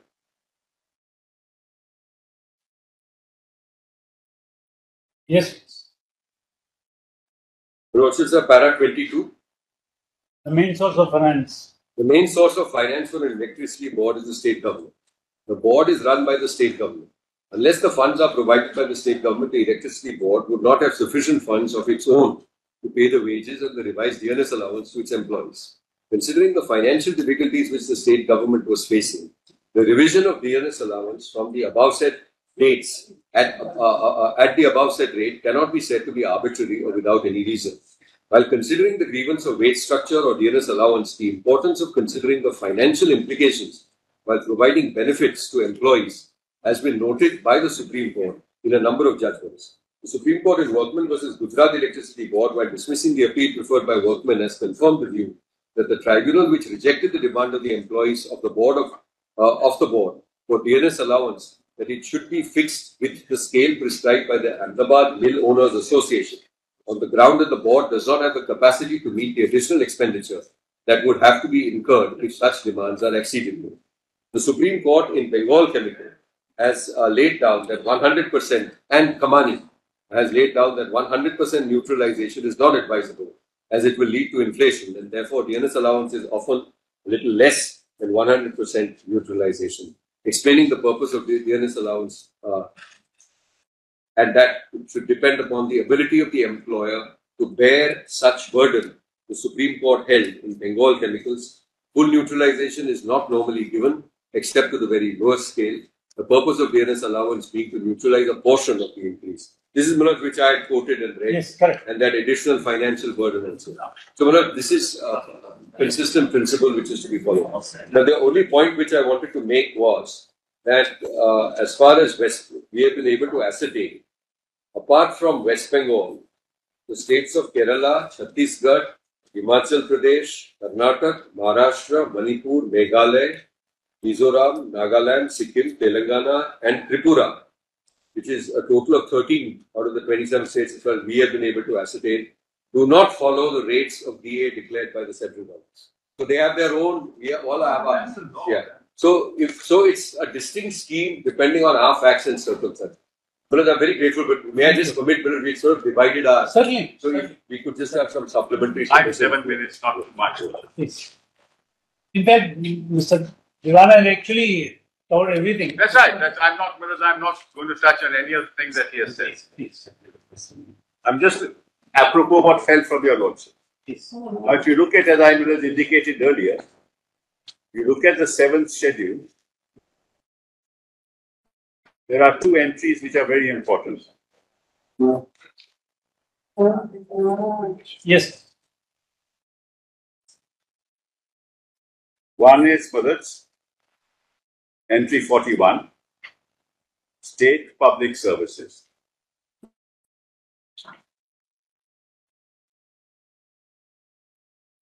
So, when a finance bill is presented in the legislature, and appropriation is done with respect to the expenditure, with respect to salaries and all components of salary. Right? Without that, no payment can be made. Yes. So whether it is dearness allowance along with salary, that has to be part of the appropriation bill. Outside of that, no payment can be made. Correct. Then if you look at entry 43, is public debt. Yes. Public debt of the state, mothers, is an important factor in deciding how much money is to be disbursed. Please. And we have the FRBM, the Fiscal Responsibility Act, in terms of which my deficit is fixed. If I go beyond that, then consequences follow. Right? Now, public debt is exclusively in the domain of the state. Yes. And state public services, including all salaries, dearness allowance, all aspects, exclusively in the domain of the state. Yes. So the problem that arises is when the consumer price index is foisted onto the state models. If supposing there was an act, well, let's forget this, All India price, consumer price index. Supposing there was an act of parliament, it would not pass muster, saying you give this dearness allowance. It would not pass muster.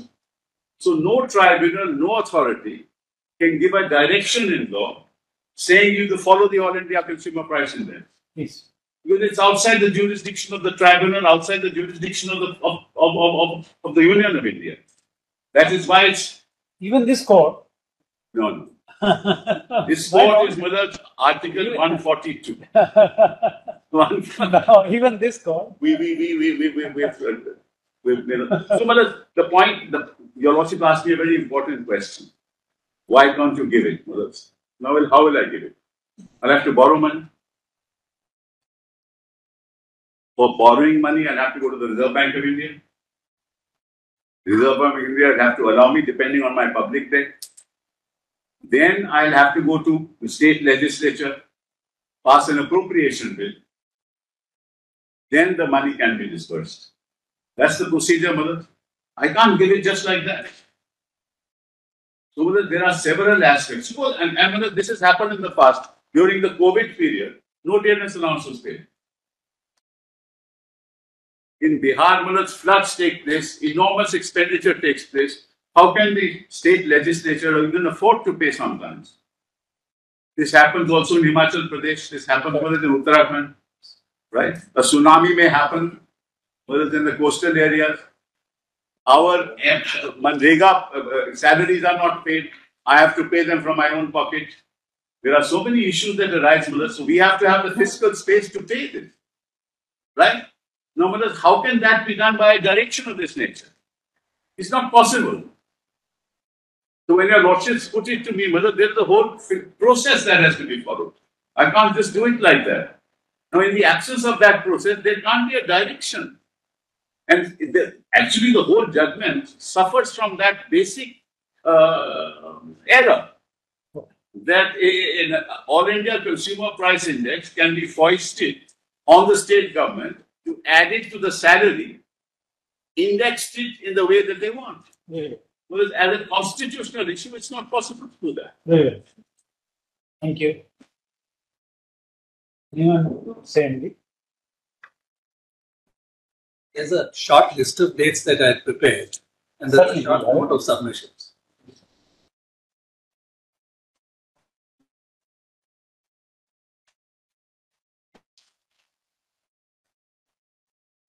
Yes, Mr. Now, the first entry, your Lordship say only, you had the 5th Pay Commission recommendations on 12/2/2009. Correct.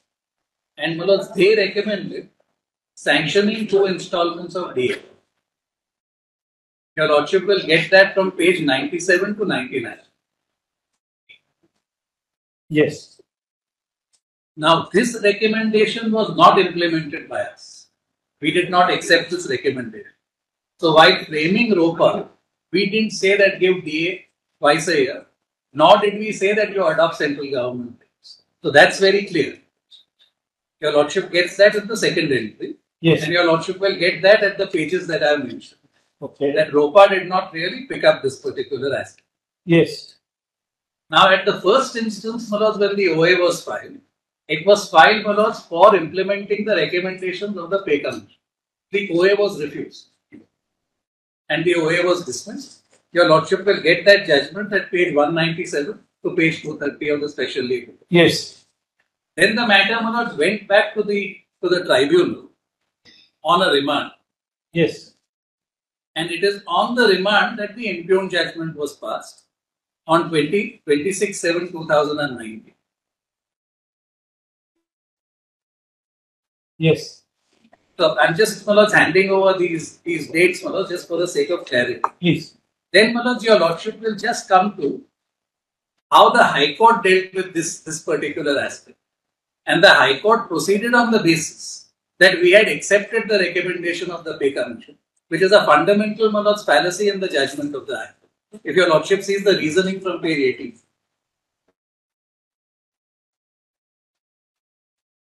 You want us to read the High Court judgment? Yes, volume 1. Yes.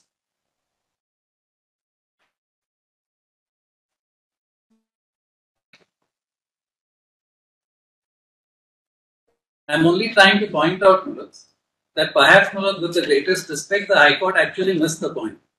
Just see from page 19 onwards, paragraph 18. Paragraph 18, page 19. Okay.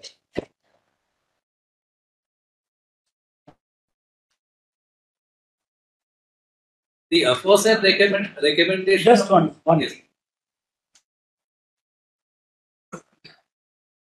Yes. In fact, if your Lordship reads from page 17. You want us to come to page 17? Page 17, first paragraph 17. Yes.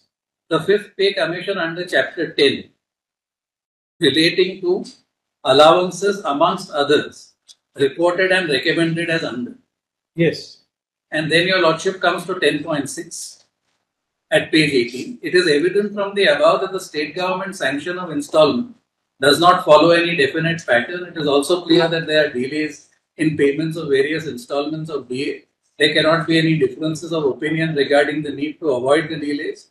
We are of the opinion that some extra effort, the state government should be in a position to clear the backlog of loan installment, which was sanctioned by the Government of India with effect from 1st July 2008, and then fall in line with the central government pattern of sanctioning 2 installments of DA each year. We recommend this course of action. If it is done, it will mitigate a long-standing grievance of almost all the employees within our terms. The aforesaid recommendation of the Fifth Pay Commission has been accepted by the government by promulgating ROPA Rules 2009. This is factually incorrect. Because A, the ROPA rules don't speak about adopting this particular basis. Secondly, there is nothing in the ROPA rules with regard to revision twice a year. As per Rule 3C, existing emoluments mean aggregate of one existing basic pay, DNS pay appropriate to the basic pay, and DNS allowance appropriate to the basic pay at index average 536, 182 is equal to 100. As quoted above, the coordinate division bench in the judgment has held that the claim of the employee serving under the Government of West Bengal for DNS allowance is based on a legally enforceable right of all the employees serving under the Government of West Bengal up to such extent of the recommendations of the Pay Commission, which has been accepted by the Government of West Bengal by virtue of the provisions of Sub-Rule 1 of Rule 12 of ROPA rules, read with paragraph 10 of the clarificatory memorandum, being number such and such, dated 23rd February 2009, on the ROPA rules by the Government of West Bengal Finance Department.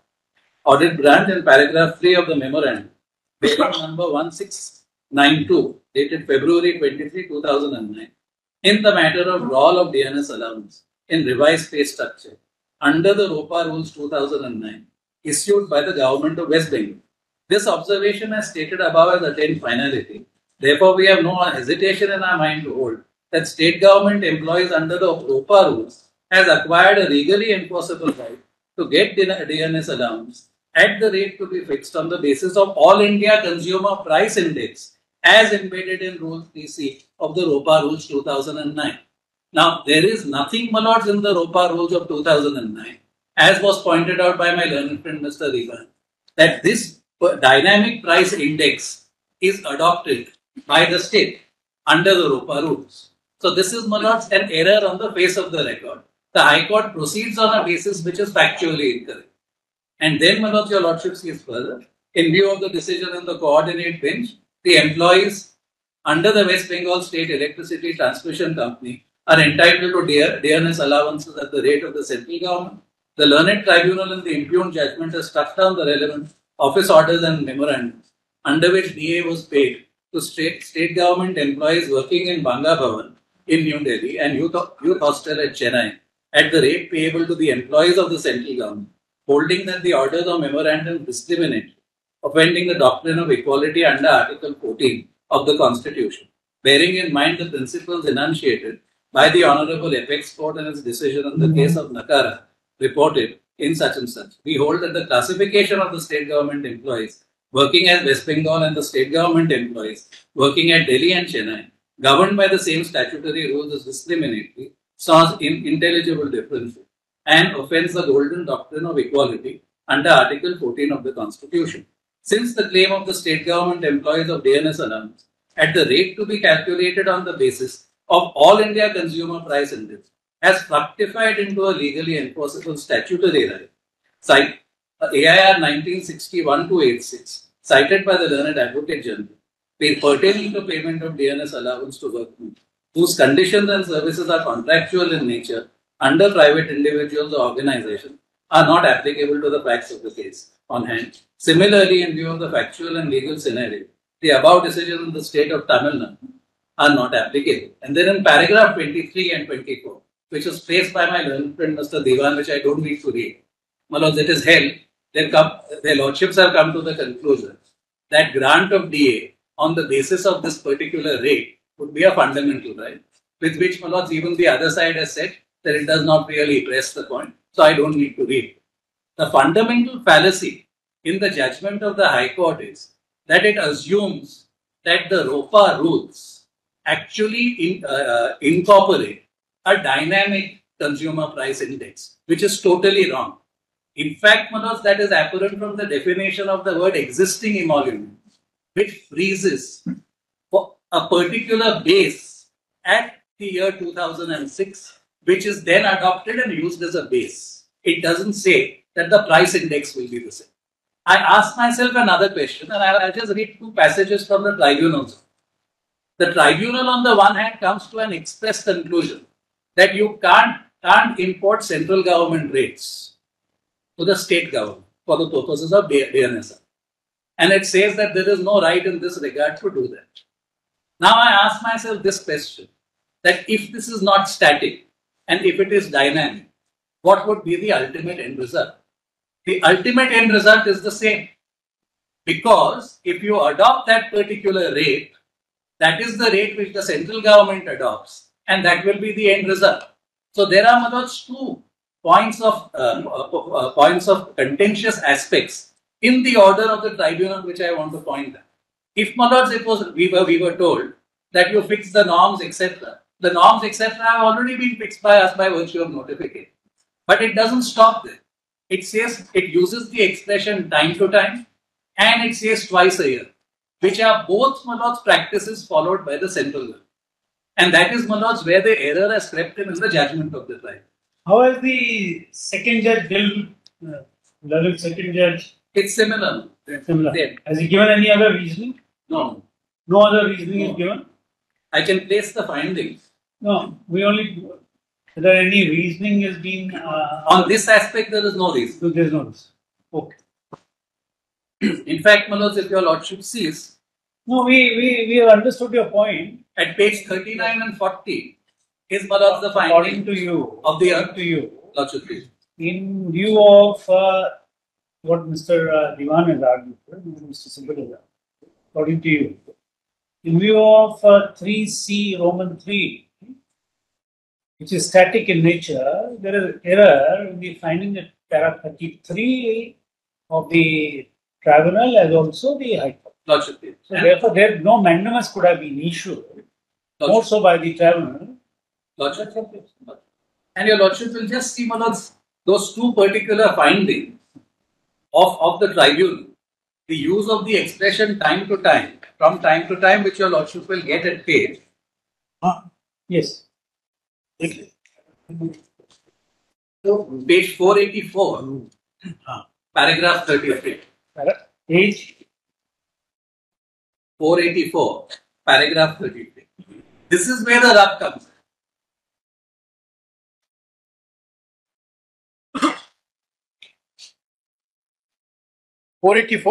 Page 484, that's in volume 2. Yes. Para 33. Para 33. We have already observed. Just Yes.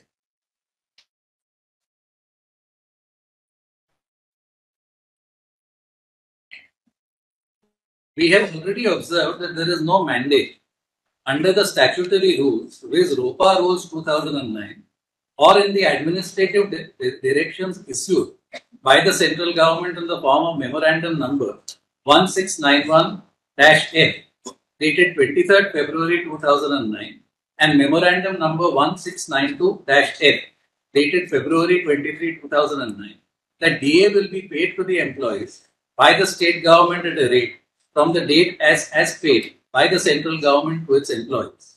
In the absence of any mandate under the statutory rules or the administrative direction, we are unable to hold that the state government employees are entitled to get DA at a rate payable to its employees by the central government. However, from the discussion made by us here and above, we can hold without hesitation that state government employees are entitled to get DA on the basic pay at the rate to be calculated on the basis of AICPI number published from time to time. By taking the base year 1982, that is 1982 is equal to 100. Now, this is one of the first difficulty. How do you incorporate from time to time, which means Malod's a dynamic index, which is not part of the ROPA rules at all. And further, it is a bounden duty of the state government to evolve norms, principles for payment of DA to its employees by calculating.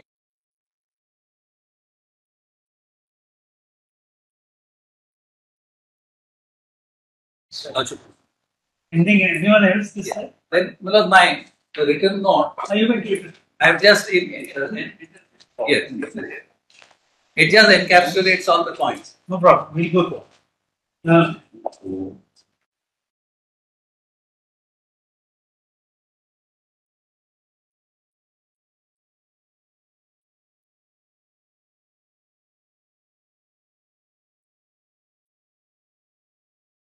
Is there, Mr. Diwan is not there, Mr. MP is there.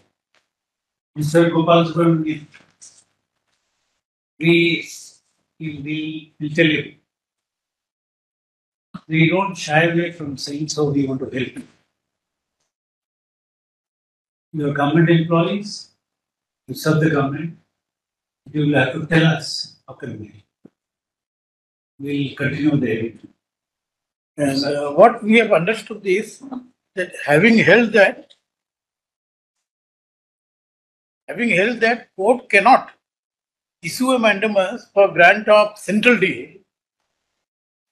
Now the court has granted it, according to them, court has granted the same by applying ACPI. That is the crux. That is what their submission is. Correct. Having said that it can't do, they have done it, the High Court and the Tribunal, by applying ACPI. That's the point. According to us, what the High Court and the Tribunal. And according to you and the High Court, ACPI, the application of this, what is this? ACPI? Yes. AICP is inbuilt in 3C.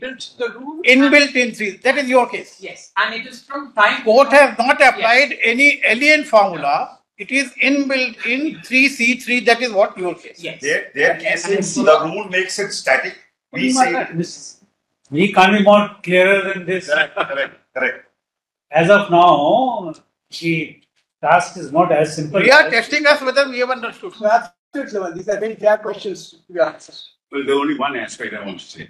Any order of your lordships in this context is going to impact all states in India. All states who have not chosen central DA. I'm sorry? All states who have not chosen central DA. And therefore, not all. When they have modification, they will be deeply interested in this issue. That's what I'm saying. Maybe your lordships might think in terms of actually hearing them, because this impacts them directly. We certainly consider. It's something very important. We'll certainly consider it. Yes, sir. It's a very valuable suggestion. That's right. We'll consider it. Yes. We'll ponder over it. Yes, sir. Definitely tomorrow because we are. The federal structure is at stake. In fact, no, in the morning only we said, yesterday we said, it's going to have all India plan. Exactly. It's not just a West Bengal matter. Correct. Your every case is pan India, Mr. Sibal. We are confined to our own state rules. Anyway, except that I don't have any impact pan India. No, I can't say that. I wish I had. Yes, one more aspect, because if I may just point out, Confined to the state rules. in our application which we had made, we have given certain figures because the fiscal aspect is something which your lordships have stressed as to the extent of burden. 36,000 crore. Yes, and the extent of burden that will fall on us. But your lordship may just bear in mind page 5 onwards of that application, because we've given figures. Mr. Singhvi, in Well, fact, many has ancillary questions have come. There is this 1 minute, sir. Please, we have not finished. We have not called upon you, sir. Oh, that's but nonetheless, we have told you the difficulty which is there. If you read the code by now, so therefore we can't be more candid in this. That's we want to help you. Tell us how best we can help you. That's true. They also try to put that assist your lordship in that exchange. Obliged. Page 4 onwards of my application, I gave all those figures. Tomorrow. Sure. It's